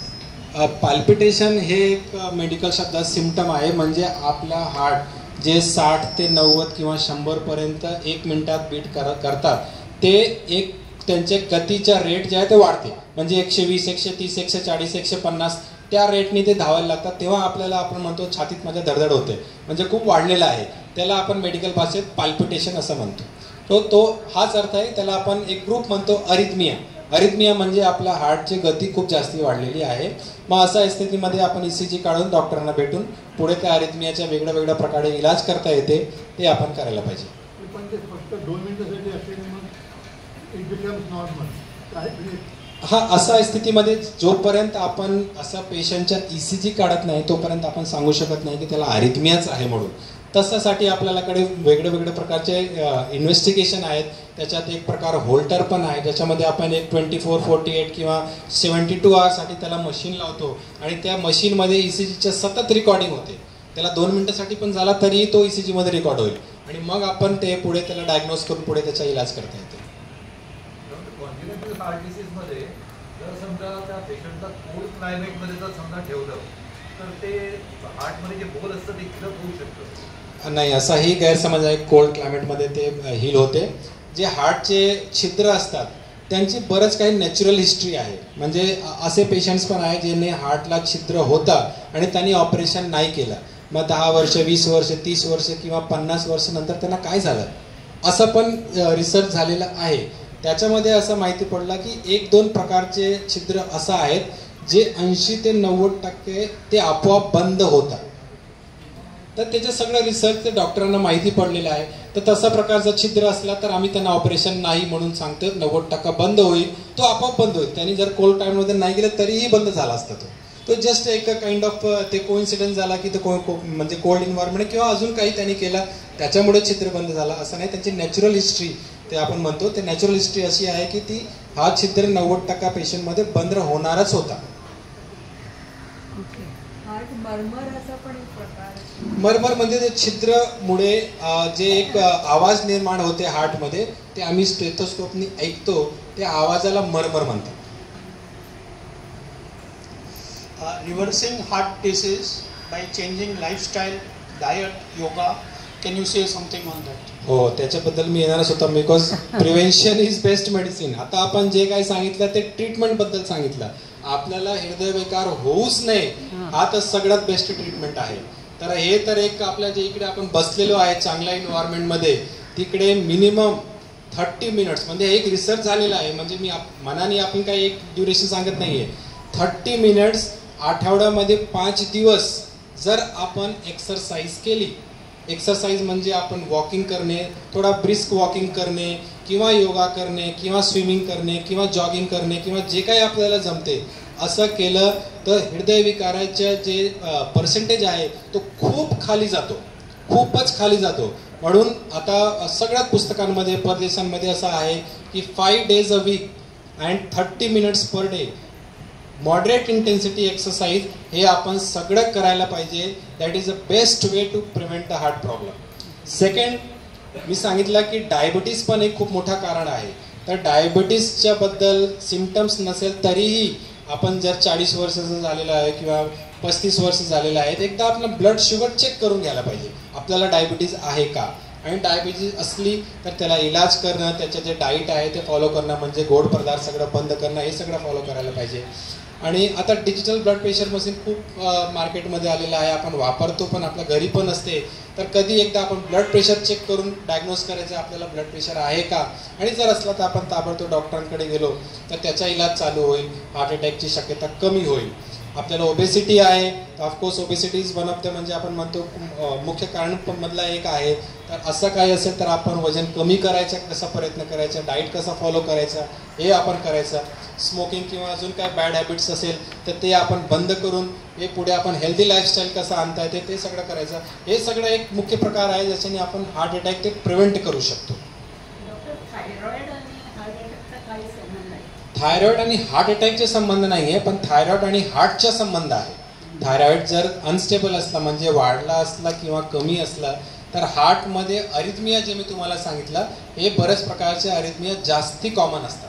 मग आपण थायरॉइड चांगला ठेवलेला हे एक त्याचं अपेक्षित असते, पण डायरेक्टली थायरॉइडमुळे हार्ट अटॅक येत नाही, हार्टवर परिणाम पडतो त्याचा. पण त्या थायरॉइडच्या गोळ्या दिल्या प्रिस्क्राईब केलेल्या असतात डॉक्टरने, त्या काही काळानंतर बदलल्या पाहिजेत की you can continues same forever. If your report shows normal. नाही, हे बघा, आपण आयुष्यात 20 वर्ष असताना 60 किलो होतो, 30 वर्षांना 100 किलो होतो, 35 वर्षांना परत 80 किलो होतो. म्हणजे आपण एक सेम राहत नाही रोज. आपण सगळं बदललेलं असतो, आपला इमोशन बदललेलं असतं, आपलं वजन बदललेलं असतं, आपण सगळं बोली भाषा सगळं बदललेली असते. तसंच आपल्या आतमधला जे थायरॉइड ग्लँड आहे त्याच्या जे प्रोडक्शन आहे थायरॉइड हॉर्मोन ते डेली चेंज होत राहतात. तर आपण डेली तर टेस्ट करू शकत नाही, पण एक 3 महिने 2 महिन्यामध्ये आपण टेस्ट करायला पाहिजे. थायरॉइड म्हणजे काय, आपला थायरॉइड ग्लँडचा जे थायरॉइड हॉर्मोन प्रोडक्शन आहे ते किती आहे. तर जो त्याच्या प्रोडक्शन कमी जास्त होत राहिला तर आपण गोळ्यांचा डोस पण कमी जास्त करणार. तशा प्रकारे तो ट्रीटमेंट केला जातो. कोलेस्ट्रॉल कमी करण्यासाठी काय मिळेल, त्याच्यासाठी रेग्युलर टॅबलेट घ्यायला पाहिजे की इतरही काही उपाय आहे? नाही, कोलेस्ट्रॉल जेव्हा कमी करायचा असा एक पडला तर आपण जेव्हा लिपिड प्रोफाईल केली त्याच्यामध्ये आपल्याला कोलेस्ट्रॉल जास्त सापडलं तर आपण सगळ्यात आधी पेशंटला इव्हॅल्युएट करतो की जे जास्त कोलेस्ट्रॉल त्याच्या शरीरात आहे त्याच्या बॉडीवर इफेक्ट आलेला आहे का. म्हणजे त्याला काही ब्लॉकेज हार्टमध्ये येतात का, किंवा त्या ब्रेनमध्ये ब्लॉकेज येतात का, किंवा पायामध्ये येत आहेत का, किंवा किडनीमध्ये येत आहेत का. असं जर काही असेल तर त्याला ताबडतोब आपण कोलेस्ट्रॉलची मेडिसिन चालू करतो. जेव्हा आम्ही इव्हॅल्युएट केल्यानंतर असं सापडलं की त्याच्या कोलेस्ट्रॉलचा अद्याप म्हणजे आतापर्यंत त्याचा इफेक्ट नाही आलेला आहे तर तेव्हा आपण पेशंटला एक चान्स देतो की आपण डाएट आणि एक्सरसाइजने ते कोलेस्ट्रॉल कमी करायला पाहिजे. आणि जर त्याच्याने कमी झाला तर इट्स नॉट नेसेसरी की आपण त्याला प्रत्येक पेशंटला मेडिसिन देणार. तर बायपास असो, एन्जिओप्लास्टी असो, झाल्यानंतर एक फॉलोअपची जी फ्रिक्वेन्सी आहे ते ठीक आहे. जेव्हा बायपास झालं किंवा एन्जिओप्लास्टी झालं तर तुम्ही 6 महिन्यांनी या किंवा 1 वर्षाने या, पण ती फॉलोअपची फ्रिक्वेन्सी काय ठेवायला पाहिजे साधारण. ते समजा जर आपण एन्जिओप्लास्टी केली तर एन्जिओप्लास्टीमध्ये आपण जे स्टेंट टाकतो तो बॉडीमध्ये पूर्णपणे ते फिट व्हायला ते 3 महिने 6 महिने किंवा वर्ष लागतात. आणि हे जी प्रोसेस आहे बॉडीमध्ये ते त्याला एकदम अक्लेमटाईज व्हायला त्याच्या जर ते प्रोसेस नॉर्मल नाही झाला तर तो स्टेंट अचानकच बंद पडू शकतो आणि आपल्याला परत हार्ट अटॅक येऊ शकतो. म्हणून ते एन्जिओप्लास्टी झाल्यानंतर समजा 1 आठवड्यानंतर इमिजिएटली आपण बघतो सगळं बरोबर आहे का, त्याच्यानंतर 1 2 ते 3 महिन्यामध्ये बघतो सगळं बरोबर आहे का, 6 महिन्यामध्ये बघतो बरोबर आहे का.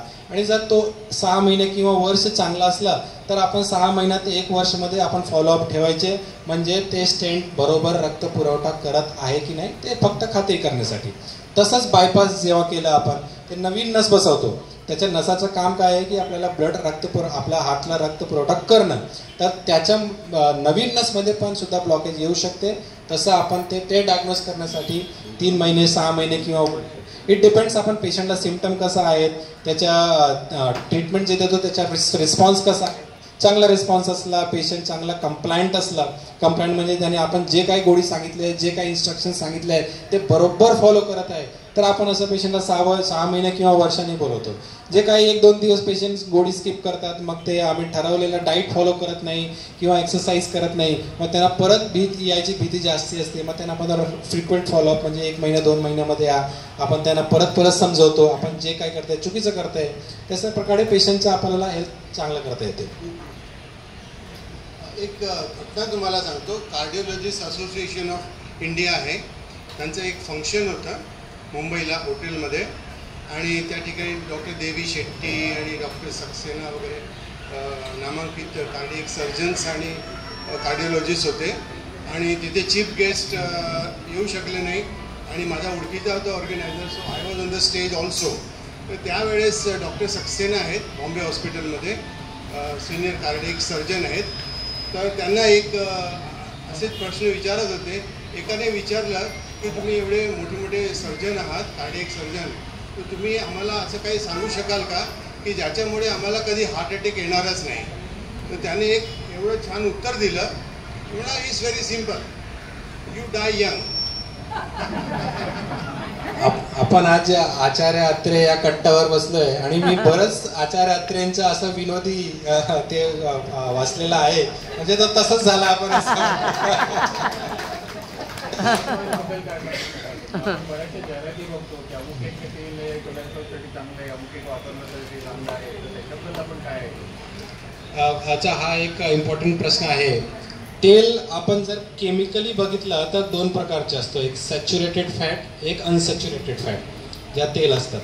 तर आपण हे केमिकल भाषेत झालं. पण ह्याच्या आपण डिफरेशिएट करायचं कारण काय? कारण की जे आपल्या रक्तधमनीमध्ये फॅट जे जमा होतो तो सॅच्युरेटेड फॅट असतो. सॅच्युरेटेड फॅट म्हणजे काय?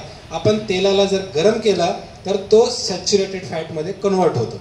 तर कोणताही ऑइल जर तुम्ही गरम केला तर तो खराब होऊन जातो आणि तोच जे आपण कन्झ्युम केला तर आपण त्याच्या रक्त म्हणजे ब्लॉकेजची भीती जास्ती असणार. पण हे ऑलिव्ह ऑइल कन्सेप्ट कुठून आला?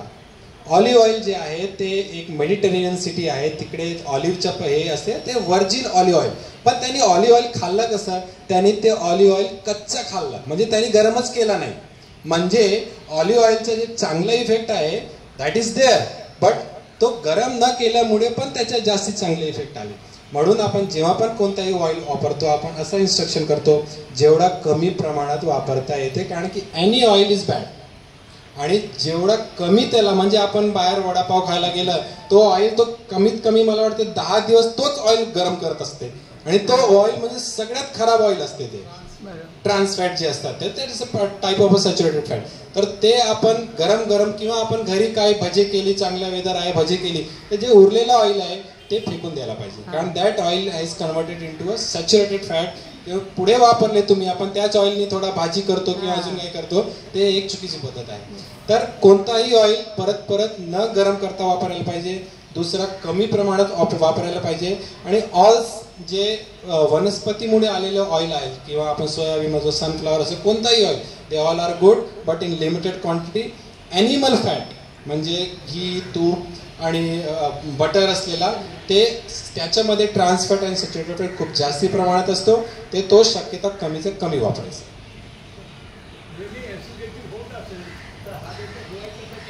आपण किती वेळा सांगितलं ऍसिडिटी हा एक सिम्पटम आहे हार्ट अटॅकचा, आणि जर आपल्याला परत ते ऍसिडिटी होत आहे तर आपण ताबडतोब डॉक्टरांना भेटायच्या, ECG आणि पुढे डायग्नोज करून त्याला क्लिअर. त्याच्या वेगळ्या प्रकारे कोणाला अजीर्ण वाटतो, कोणाला ढेकर जास्ती येते, कोणाला आपला पोट फुगल्यासारखा वाटतो, फ्लॅट्युलन्स म्हणतो आपण, बेल्चिंग म्हणतो. तर जे असा काही प्रकार होत राहिला तर आपण त्याला नुसतं गोळ्या घेत त्याला शांत केल्यापेक्षा आपण ते डॉक्टरांकडे जायचं. इट्स नॉट नेसेसरी की प्रत्येक वेळी तो हार्टचा आजार असेल, ते आपल्याला आतमध्ये पोटामध्ये पण काही त्रास असेल, बरंच काही इन्फेक्शनमुळे गॅस होते, ते आपण गॅस्ट्रोएंटरोलॉजिस्ट त्याच्या ट्रीटमेंट वगैरे करू शकतात. हार्ट अटॅक अवॉइड करण्यासाठी कोल्ड प्रेस्ड ऑइल चांगलं असतं. Which one?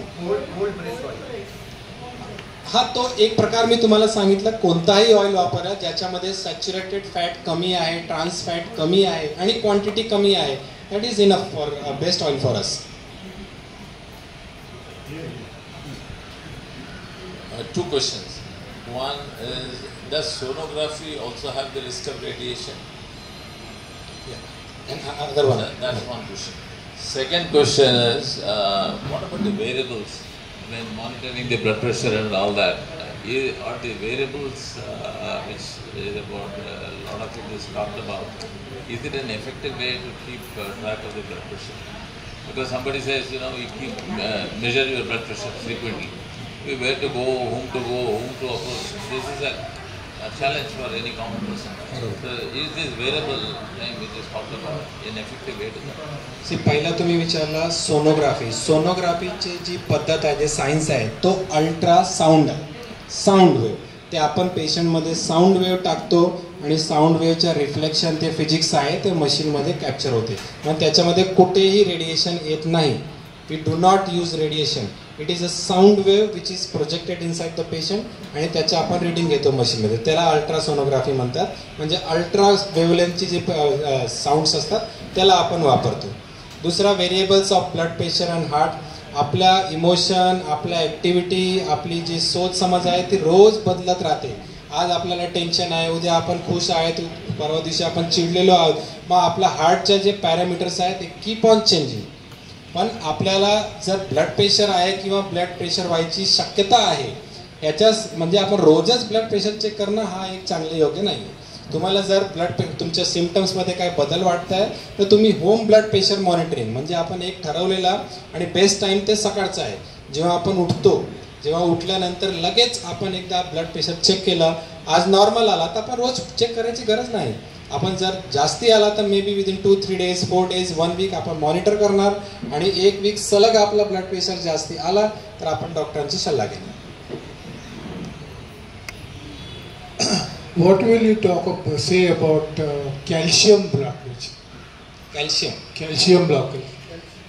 कॅल्सिफाईड ब्लॉक. तर जर आपल्या रक्तधमनीमध्ये ब्लॉकेज म्हणजे काय, त्याच्यामध्ये कोलेस्ट्रॉलचं जमा होणं. आता कोलेस्ट्रॉल जमा झाल्यानंतरही आपण त्याला डायग्नोज नाही केला तर काही दिवसानंतर तो कॅल्शियम म्हणजे तो कडक कडक कडक दगडासारखा होत राहतो. अजून काही वर्ष त्याला आपण लक्ष दिला नाही तर तो पूर्णपणे बंद पडतो. त्याला आपण म्हणतात कॅल्सिफिक ब्लॉक. म्हणजे जी नस आहे त्याच्यामध्ये तो कोलेस्ट्रॉल जमा झाला होता तोच आता हळूहळू हळूहळू एकदम दगडसारखा कॅल्शियम सारखा झाला. तरीही आपल्याला हार्ट अटॅक का आला नाही हा एक प्रश्न पडतो. म्हणजे 100% ब्लॉक झाल्यानंतर तो हार्ट अटॅक यायला पाहिजे, पण तो कॅल्सिफिक ब्लॉक व्हायला एवढं वर्ष लागतात, 10 वर्ष 20 वर्ष. तेव्हा हार्टमध्ये नवीन नवीन लहान लहान नस अजून तयार होतात जे हार्टला रक्त पुरवठा करत राहतात. पण ते कॅल्सिफिक ब्लॉक जेव्हा आपण एन्जिओग्राफी करतो तेव्हा माहिती पडते.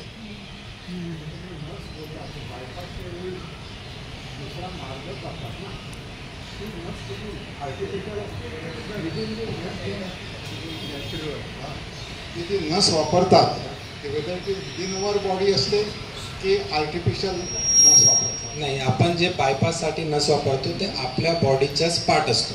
जेव्हा आपण एन्जिओग्राफी करतो तेव्हा हार्टमध्ये असं बरंच काही नसे आहेत ज्यांचं जास्ती फारसं फंक्शन नाही आहे. ते आपण ठरवलेलं असतो 6-7 नस आहेत, त्यांची पण एन्जिओग्राफी करून बघतो ते हेल्दी आहेत का. आणि त्याच्यामध्ये 6-7 नसांमध्ये आपल्याला 2-3 नस चांगले मिळाले तर तोच काढून आपण वापरतो. आपण आर्टिफिशियल नस वापरत नाही. It is the our own body part नस which we use. Sir, angiography अगर कोई पेशेंट 1 या 2-3 बार करते हैं और 50% प्लाक सपोज डायग्नोज हुआ पहली बार में, मेडिकल मैनेजमेंट डॉक्टर करते हैं बराबर, दूसरी बार भी एंजियोग्राफी 5 साल के बाद या 4 साल के बाद करता है तो सर ऐसा है चांसेस कम होने का चांसेस है कि 50 से कम होता ही नहीं है एंजियोग्राफी में? अगर डाइट आपका मेडिकल बराबर लेते हैं? नहीं, देखिए जो एंजियोग्राफी में ब्लॉकेज आता है उसको हम प्लाक बोलते हैं और जो उसके लिए हमने ट्रीटमेंट दिया वो ट्रीटमेंट से प्लाक रिग्रेशन होता है. मतलब जो 80% था वो 70% हो जाएगा, 60% हो जाएगा. इस उद्देश्य से हम दवाई देते हैं उसको. लेकिन उस पेशेंट को बार बार एंजियोग्राफी करने की जरूरत नहीं है. सिर्फ देखने के लिए हम बार बार एंजियोग्राफी करना है क्योंकि एंजियोग्राफी का साइड इफेक्ट भी है. तो ऑफकोर्स वो आप जिसके पास भी दिखाएंगे, जिस कार्डियोलॉजिस्ट के पास जाएंगे तो नक्कीच तुमच्या बाकीचे टेस्ट करेल, ECG करेल, 2D को करेल, तुमच्या स्ट्रेस टेस्ट करेल. आणि जोपर्यंत त्याच्यामध्ये आपल्याला काही हे नवीन दिसत नाही आहे तोपर्यंत परत परत एंजियोग्राफी करायची गरज नाही आहे. आपण हाच समजणार की तो ब्लॉकेज एक तर कमी झाला नाही तेवढंच आहे, म्हणजे आपण ट्रीटमेंट आपला राईट ट्रॅकवर आहे. हार्ट रेट जास्त असतो आणि पल्स रेट कमी असतो, त्याचं काय कारण असतं? तसं शक्यच नाही आहे. जे हार्ट बीट करतो तोच आपल्याला पल्समध्ये भेटतो. So that is kind it's impossible because Wien आपण हार्ट बीट केला तोच पल्स खाली सापडली. असं होणारच नाही की हार्ट पल्स जास्ती आहे, बीपी जास्त असेल हां पण पल्स रेट कमी असेल तर काय कारण? तो एक प्रकार आहे की आपला पल्स कमी आहे पण ब्लड प्रेशर जास्ती आहे. पल्स रेट म्हणजे हार्ट रेटचा जे एक रेट आहे तो प्रत्येक माणसाचा वेगळं वेगळं असतो. म्हणजे कोणी एक घाबरूट माणूस असेल ज्याला जास्ती खूप घाबरट असेल तो त्याचा पल्स रेट बऱ्याचपैकी नॉर्मली जास्ती असतात. किंवा कोणी एक ॲथलीट असेल किंवा जिम करणारे असेल त्याचा पल्स रेट खूप कमी असतो. तर हा एक प्रकारचा ते फिजिओलॉजिकल व्हेरिएशन आहे. त्याच्या ब्लड प्रेशरची फारसं काही कनेक्शन नाही आहे. ब्लड प्रेशर असलं, पल्स रेट कमी असली किंवा जास्ती असलं आपल्याला त्याचं ट्रीटमेंट करावंच लागतं.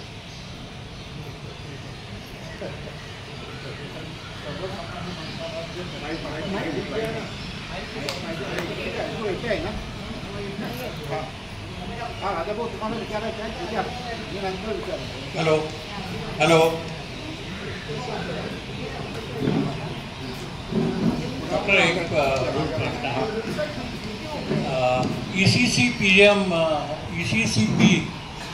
ही ट्रीटमेंट केव्हा देतात? आणि माझ्या सगळ्यात इम्पॉर्टंट आणि शेवटचा पार्ट तोच होता, मी त्याच्यावर बोलणारच होतो.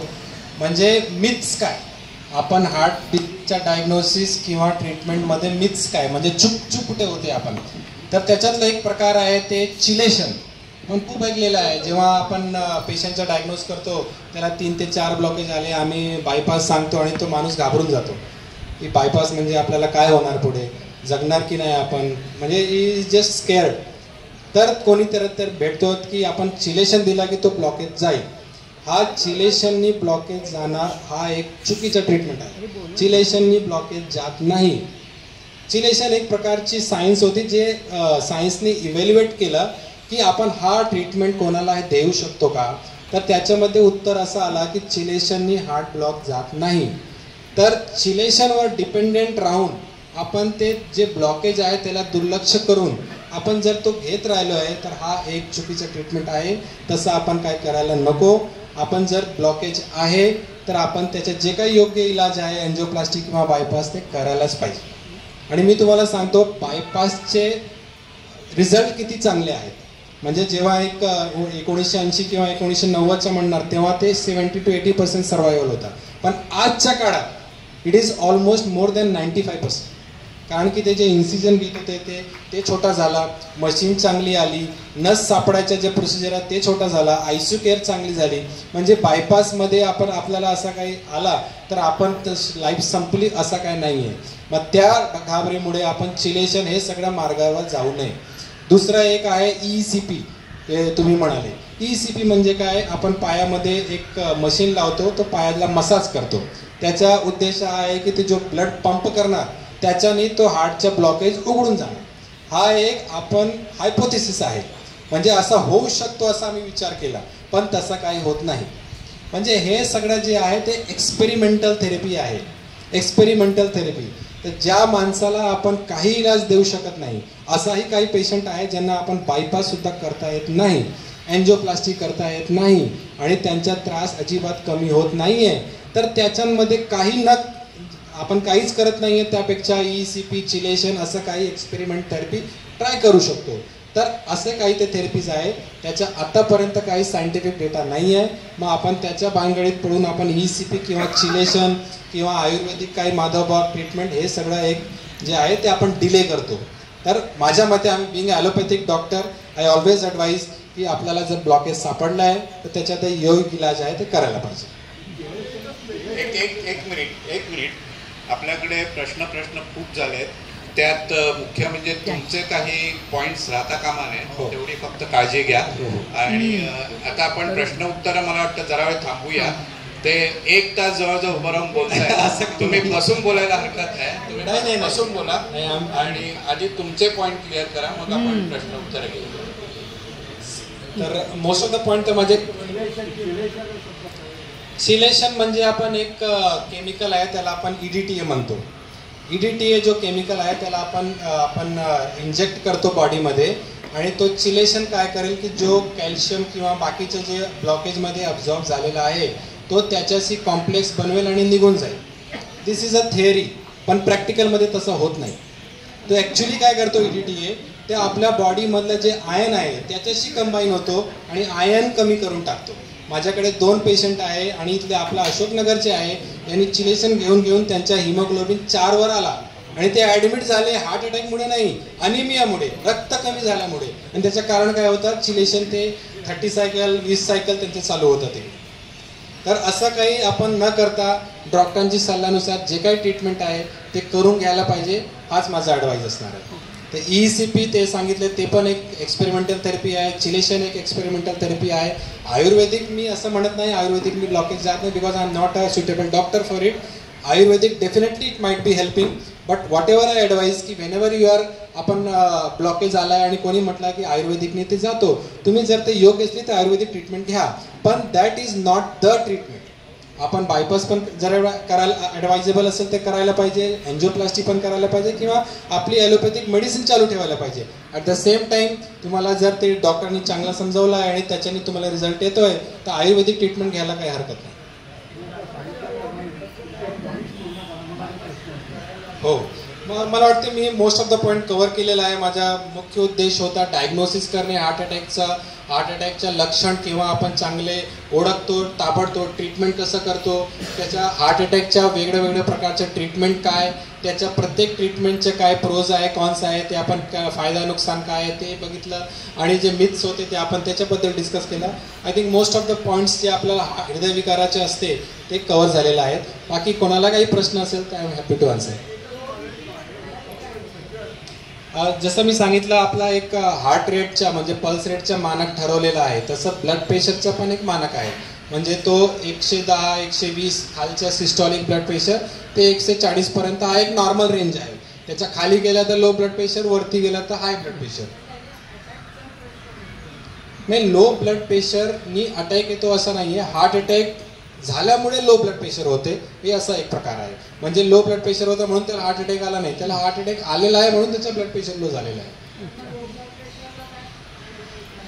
लो ब्लड प्रेशरचे कारण असतात. आपल्याला आपण पाणी जास्त पित नाही, डिहायड्रेशन आहे तो एक कारण असू शकते. हार्टमध्ये काही प्रॉब्लेम असला, शंट असला, हार्टचं पंपिंग कमी असला तो कारण असू शकते. पण हे सगळे वेगळे कारण जे आहे ते कार्डिओलॉजिस्ट इव्हॅल्युएट करतात आणि त्याला ट्रीट करतात. म्हणजे लो ब्लड प्रेशरला नाही, लो ब्लड प्रेशरचं कारण त्याला ट्रीट करतो. डॉक्टर, अँजिओग्राफीमध्ये जर समजा 55 to 60% ब्लॉकेज असेल तर जनरली डॉक्टर अँजिओग्राफी करत नाही, ते ॲग्रेसिव्ह मेडिकल ट्रीटमेंट देतात. तर ह्या ॲग्रेसिव्ह मेडिकल ट्रीटमेंटमुळे तो 55-60% जो ब्लॉक आहे तो कमी होऊ शकतो.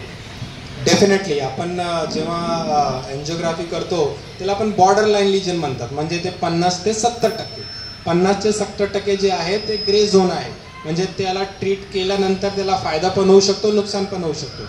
मग आपण असे पेशंटला डायरेक्टली स्टेंट न टाकता त्याला, आता या सायन्समध्ये बरंच काही नवीन ट्रीटमेंट आलेलं आहे, डायग्नोस्टिक टूल आलेलं आहे, त्याच्याने आपण हे माहिती करतो की जे 50 to 70% आहे त्याला स्टेंट टाकून फायदा होणार का, तसं पण आपल्याकडे आलेलं आहे.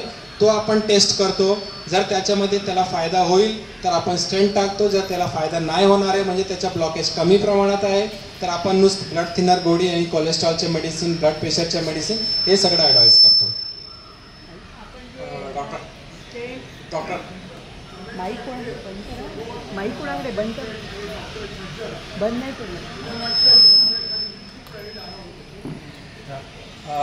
डॉक्टर, TMT टेस्ट पॉझिटिव्ह आल्यानंतर MPS स्ट्रेस टेस्ट रेकमेंड करतात.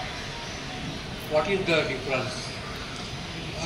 जे तुम्ही म्हणाले TMT टेस्ट आणि MPA म्हणजे मायोकार्डियल परफ्युजन स्ट्रेस टेस्ट, ते दोन्ही एकच प्रकारच्या टेस्ट आहेत. TMT स्ट्रेस टेस्टमध्ये आम्ही पेशंटला धावायला लावतो ट्रेडमिलवर. पण जो कोणी पेशंट ट्रेडमिलवर धावू शकत नाही, म्हणजे काय त्यांना नीमध्ये प्रॉब्लेम आहे, ओबेसिटी आहे, ते नाही धावू शकत, मग त्यांना मध्ये आपण एक औषध त्यांना देतो आणि मग त्यांना ते स्ट्रेस टेस्ट करतो. म्हणजे औषध जे धावू शकत नाही, औषध देऊन त्यांना तो स्ट्रेस टेस्ट करतो. म्हणजे it is a stress test only, but the way of doing is different.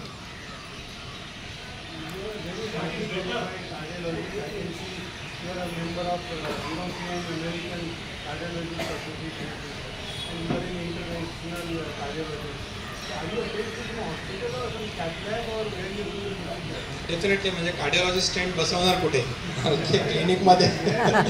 तर आम्ही इकडे जवळचं जे काही हॉस्पिटल आहेत जे चांगले आहेत, ज्याच्यामध्ये कॅथलॅब आहे आणि मुख्य ते त्यांनी सरांनी सांगितलं की जिकडे सगळ्या प्रकारचे स्टेंट आहेत, वेगळे साईजचे, वेगळे क्वालिटीचे, FDA अप्रूव्ड, CE अप्रूव्ड, ते नमा हॉस्पिटल आहे, तुंगा हॉस्पिटल आहे, क्रिटिकेअर हॉस्पिटल, म्हणजे जवळ आहेत आपल्या सोसायटीचा. हार्ट अटॅकमध्ये मुख्य मुद्दा काय असते की आपण लवकरात लवकर पोहोचायला पाहिजे. तर आपल्या जवळचे जे काही चांगले हॉस्पिटल आहे तिकडे आपण कुठेही एन्जिओप्लास्टी, हार्ट अटॅक आला तर लवकर एन्जिओग्राफी करून त्याचा इलाज करता येते. आपण जे डिफरंट पार्ट्स बसवतो, वॉल्व आहे म्हणा, हार्टची किंवा नर्स आहे, तुम्ही म्हणाला त्याप्रमाणे बांधतात किंवा स्टेंट आहे, त्यांना कालमर्यादा असते, ड्युरेशन असतं, टाइम लिमिट असतं की ते चेंज करायला लागते? नाही, एकदा आपण स्टेंट बसवला तर आपण ते काढता येत नाही. That is a permanent part of your body. पण त्याच्यामध्ये परत ब्लॉकेज होऊ नये म्हणून आपण ते ब्लड थिनरची गोळ्या, कोलेस्ट्रॉलची गोळ्या, ब्लड प्रेशरची गोळ्या, शुगरची गोळ्या आणि जे आपले चांगली लाईफस्टाईल आहे ते रिइन्फोर्स करतो. त्याच्याने परत ब्लॉकेज व्हायची भीती खूप कमी होते आणि in fact stent will last for your entire life. ते स्टेंटची अशी काही लाईफ नसते, त्याच्यामध्ये परत ब्लॉकेज होऊ नये त्याची आपण काळजी घेतो मेडिसिनच्या माध्यमाने. हार्ट वॉल जे आहे तो आता 2 प्रकारचे असतो, एक मेटलचा आणि एक नॉन मेटलचा. जर तो मेटलचा हार्ट वॉल असला तर आपल्याला स्ट्रॉंग ब्लड थिनर हे घेणं खूप महत्त्वाचं आहे. स्ट्रॉंग ब्लड थिनर, कारण की तो मेटलचा हार्ट वॉल असतो आणि जर काही आपला ब्लड थिन नसला तर तो मेटल अचानकच बंद पडतो आणि अचानकच बंद पडला म्हणजे कार्डियक अरेस्ट येणार. म्हणून हार्टमध्ये मेटलचा जर वाल आहे तर त्यांनी रक्त पातळ करायची गोडी, जेवण सुद्धा विसरलं चालेल पण ती गोडी विसरायला नको असं आहे ते. जर आपण रक्त पातळ करायची गोडी रोज घेत राहिलो तर रिप्लेस करायची गरज पडत नाही.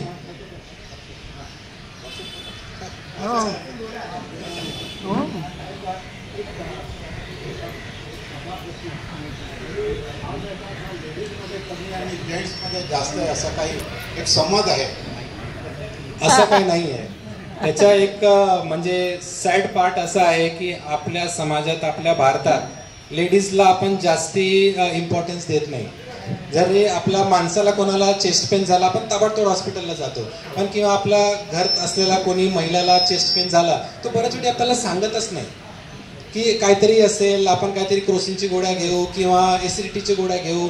8 आठवडा 10 दिवस महिने काढतात आणि मग एकदम सिरियस कंडिशनमध्ये त्यांना डायग्नोज होते. तर भारतामध्ये महिलांच्या हार्ट जे हृदयविकार आहे एकतर ते डायग्नोज होत नाही म्हणून असं मिथ आहे की ते कमी आहे. कमी नाही आहे, ते आपण त्यांना डायग्नोसिस करत नाही. दुसरी, ते सिरियस कंडिशनमध्ये येतात का, कारण की ते दुर्लक्ष करतात. म्हणजे त्यांच्या हेल्थ जे आहे तेवढं इम्पॉर्टंट नाही आहे असं ते स्वतः समजतात. तर ही एक गैरसमज आहे. आपण जे काही माणसाला ट्रीटमेंट देतो म्हणजे जेंडर बायस जे आहे that is there in India. I except it and that is a very unfortunate part of it. Human being म्हणून एक्सेप्ट करावं. डॉक्टर, लास्ट प्रश्न. तुम्ही अशोकनगरमध्ये आहात आणि असं कधी अशोकनगरमध्ये राहणाऱ्यांना गरज लागली तर you are available for home visit? मी होम व्हिजिट यायला मला काही हरकत नाही. I be very much happy to come. पण मी होममध्ये येऊन जास्ती काय आपल्याला ट्रीटमेंट देऊ शकत नाही, कारण माझा जे ट्रीटमेंट आहे तो एन्जिओप्लास्टी, एन्जिओग्राफी किंवा असा प्रकारचा आहे. तर ॲक्च्युली मी तुमच्या होममध्ये आलो आणि मग मी तुम्हाला सांगितलं तुम्ही ECG करा, याच्यामध्ये आपला खूप वेळ जातो. त्यापेक्षा आपण जिकडे सगळं डायग्नोसिससाठी म्हणजे ECG मशीनसुद्धा पाहिजे आपल्याला डायग्नोज करण्यासाठी, तर हे सगळं जिकडे अवेलेबल आहे आपण तिकडे जायला पाहिजे. आणि महत्त्वाचं, जर आपण सिरियस कंडिशनमध्ये आहे तर other than calling the doctor we should immediately go to the hospital, because that will आपल्याला जे चान्सेस आहे सर्वायवलच्या ते खूप मोठे होऊन जातात. सर लास्ट डॉक्टर, शेवटचा प्रश्न आहे माझा. म्युझिक थेरपीमुळे काही हार्टवर काय, हार्ट डिसीजवर काय परिणाम होऊ शकतो किंवा काय? म्युझिक थेरपी हो हो त्याच्यामुळे. तर सुरुवातीला मला कोणतरी प्रश्न विचारा, स्ट्रेसमुळे काय होऊ शकतो. मी सांगितलं स्ट्रेसमुळे आपल्या हार्टच्या नसा ते स्पाझममध्ये जातात. तसंच म्युझिक जे आहे ते it is one of the relaxing treatment. त्याच्यामुळे हार्टची नसची साईज वाढते आणि म्हणून म्युझिक जे आहे एक वन ऑफ द चांगला ट्रीटमेंट आहे. आपण चांगला इनफॅक्ट खुश राहायला पाहिजे, चांगलं म्युझिक ऐकायला पाहिजे, हे सगळं एक चांगली गोष्ट आहे. गाणी ऐकायला पाहिजे. Of course meditation does help. ठेवायला पाहिजे कट्ट्यावर असं म्हणा. मायग्रेन जे आहे हे वन ऑफ द हेडेकचा टाईप आहे. तर त्याच्या हार्ट अटॅकशी असा काही घेणं देणं नाही आहे, पण मायग्रेन म्हणजे हा एक प्रकारचा हेडेक आहे आणि त्याचा ट्रीटमेंट चांगला अवेलेबल आहे. तर आपण त्याचं ट्रीटमेंट घेऊन म्हणजे जे जेवढा ड्युरेशन त्याचं सांगितलेलं आहे डॉक्टरनी ते करायला पाहिजे. त्याच्या हार्ट अटॅकशी काही रिलेशन नाही. प्रश्न नाही आहे का कोणाचा? नाही. फक्त मी विचारतो आणि मग बोलतो की शॉक लागला म्हणतात. शॉक, माणसाला शॉक लागला आणि तो गेला. शॉकचा आणि हार्टचा काय संबंध असतो? ते शॉक जे आहे ते एक जनरल भाषेचा शब्द आहे. आम्ही त्याला मेडिकल भाषेत कार्डियक अरेस्ट म्हणतो. शॉक लागला म्हणजे हार्ट थांबला, आपण त्याच्या पुढे त्याला चालू करायला पाहिजे. It's very simple. मला वाटतं इतक्या प्रश्नाचा भडीमार, छोटा प्रश्न आहे का? पण डॉक्टरांना जायचा, त्यांना फोन आलेला आहे, त्यांना इमर्जन्सी आली आहे, SOS जायचं.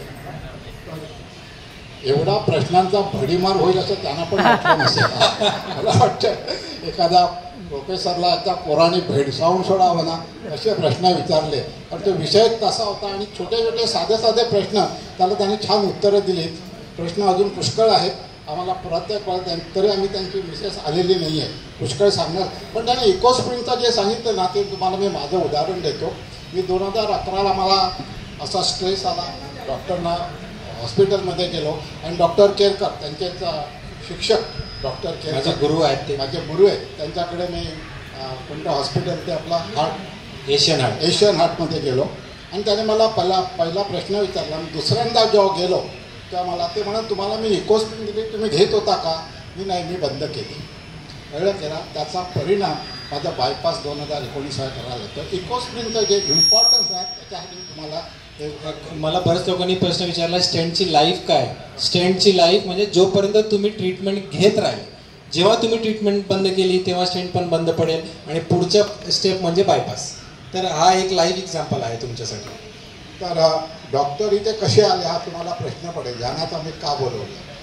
तर एकदा मी त्यांच्याकडे गेलो होतो, त्यांच्याकडे तपासण्याच्या मिसेसकडे पण गेलो होतो आणि बोलता बोलता ते अशोकनगरमध्ये आहेत आणि त्याचा आपल्याला लाभ व्हावा. तुम्हाला माहिती आहे अत्रेकट्ट्यावर जे अशोकनगरच्या आजूबाजूला ज्या ज्या चांगल्या गोष्टी आहेत, डॉक्टर असू देत किंवा लेखक असू देत, गायक असू देत, वकील असू देत, त्या सगळ्यांना आपण इथे आणल्याने आपण त्यांच्याशी गप्पा गोष्टी केल्या. त्यातलाच एक भाग त्यांना आम्ही सांगितला होता आणि त्या दोघांनी मान्य केला. दुर्दैवाने त्यांची मिसेस अमृता मॅडम इथे येऊ शकली नाही, पण परत आणू. पण या दोघांकडे गेल्यानंतर ना ज्या आपण त्यांच्याशी आज जसे बोलतो तसे तिकडेच, खरं म्हणजे डॉक्टर फार कमी बोलतात, आपण त्यांना बोलतात केल्यानंतरच ते बोलतात. हा माझा अनुभव आहे वगैरे. पण ते बोलल्यानंतर एखादा त्या दुसऱ्या आलेल्या पेशंटला भीती वाटणार नाही. त्यानंतर टुडीची भीती ज्यांना वाटते त्यांना भीती वाटणार नाही अशा तऱ्हेने ते काम करून घेतात. हा माझा त्यांच्याशी अनुभव आहे आणि त्यांच्याशी सांगण्यासारखं पुष्कळ आहे. पण अशोकनगरमध्ये आपल्याला असे एक तरुण डॉक्टर अवेलेबल आहे. पण तुमचा जो प्रश्न आहे घरी बोलावण्यापेक्षा अशोकनगरमध्येच जास्त सोयीस्कर होईल.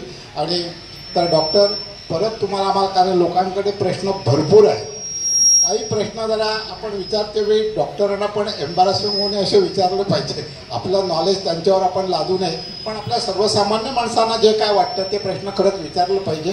पण तुम्ही आलात आणि शहरातला मी सांगितलं त्याने फॉलोअप केलं तुमच्याबरोबर जाऊन आणि तुम्ही इथे आलात त्याबद्दल तुमचे आभार मानत नाही. पण खरंच तुम्ही येऊन या लोकांना इतके प्रश्न, हा रेकॉर्ड आहे आमच्या अत्रेकट्ट्याचा. मला वाटतं गेल्या 16 वर्षामध्ये एखाद्या वक्त्याला इतके प्रश्न विचारले जातील, हा रेकॉर्ड आहे आणि हा रेकॉर्ड कायम राहणार. मला वाटतं कोणी रेकॉर्ड मोडेल असं मला वाटत नाही.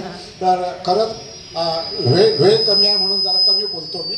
आणि त्याच्याकडे नाही कोणाला बोलायचं नाही, त्याच्यामध्ये तुम्ही पुस्तक त्याकडे आलेले आहेत. तर अत्रेकट्ट्यातर्फे राजाभाऊ फडणवीसांनी आपल्याला काही पुस्तकं दिले. संत तुकारामावरचं टीचिंग्स आहे ते इंग्लिश आणि मराठी, ते तुम्हाला आम्ही अत्रेकट्ट्यातर्फे भेट देतो.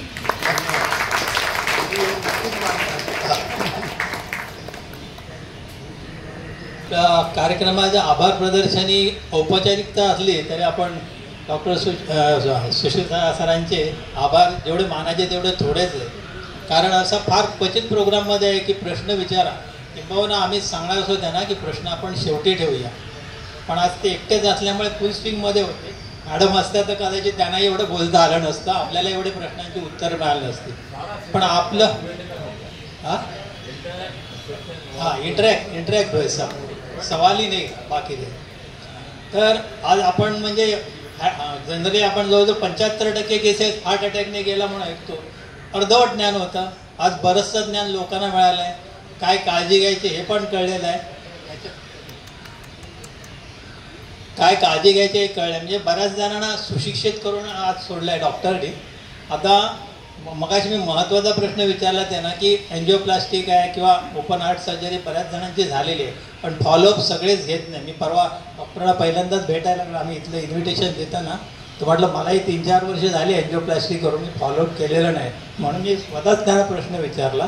ते सगळ्या प्रश्नांची त्यांनी जी उत्तरं दिलेली आहेत म्हणजे मनात आता कोणाच्याही शंका नसेल असं समजतो. म्हणून म्हटलं त्यांचे आभार मानू तेवढे थोडेच आहे. मी आभार जास्त वेळ घेत नाही, कारण खूप वेळ झाला आहे, त्यांनाही जायचं आहे. आता आपण कार्यक्रम संपला असतो.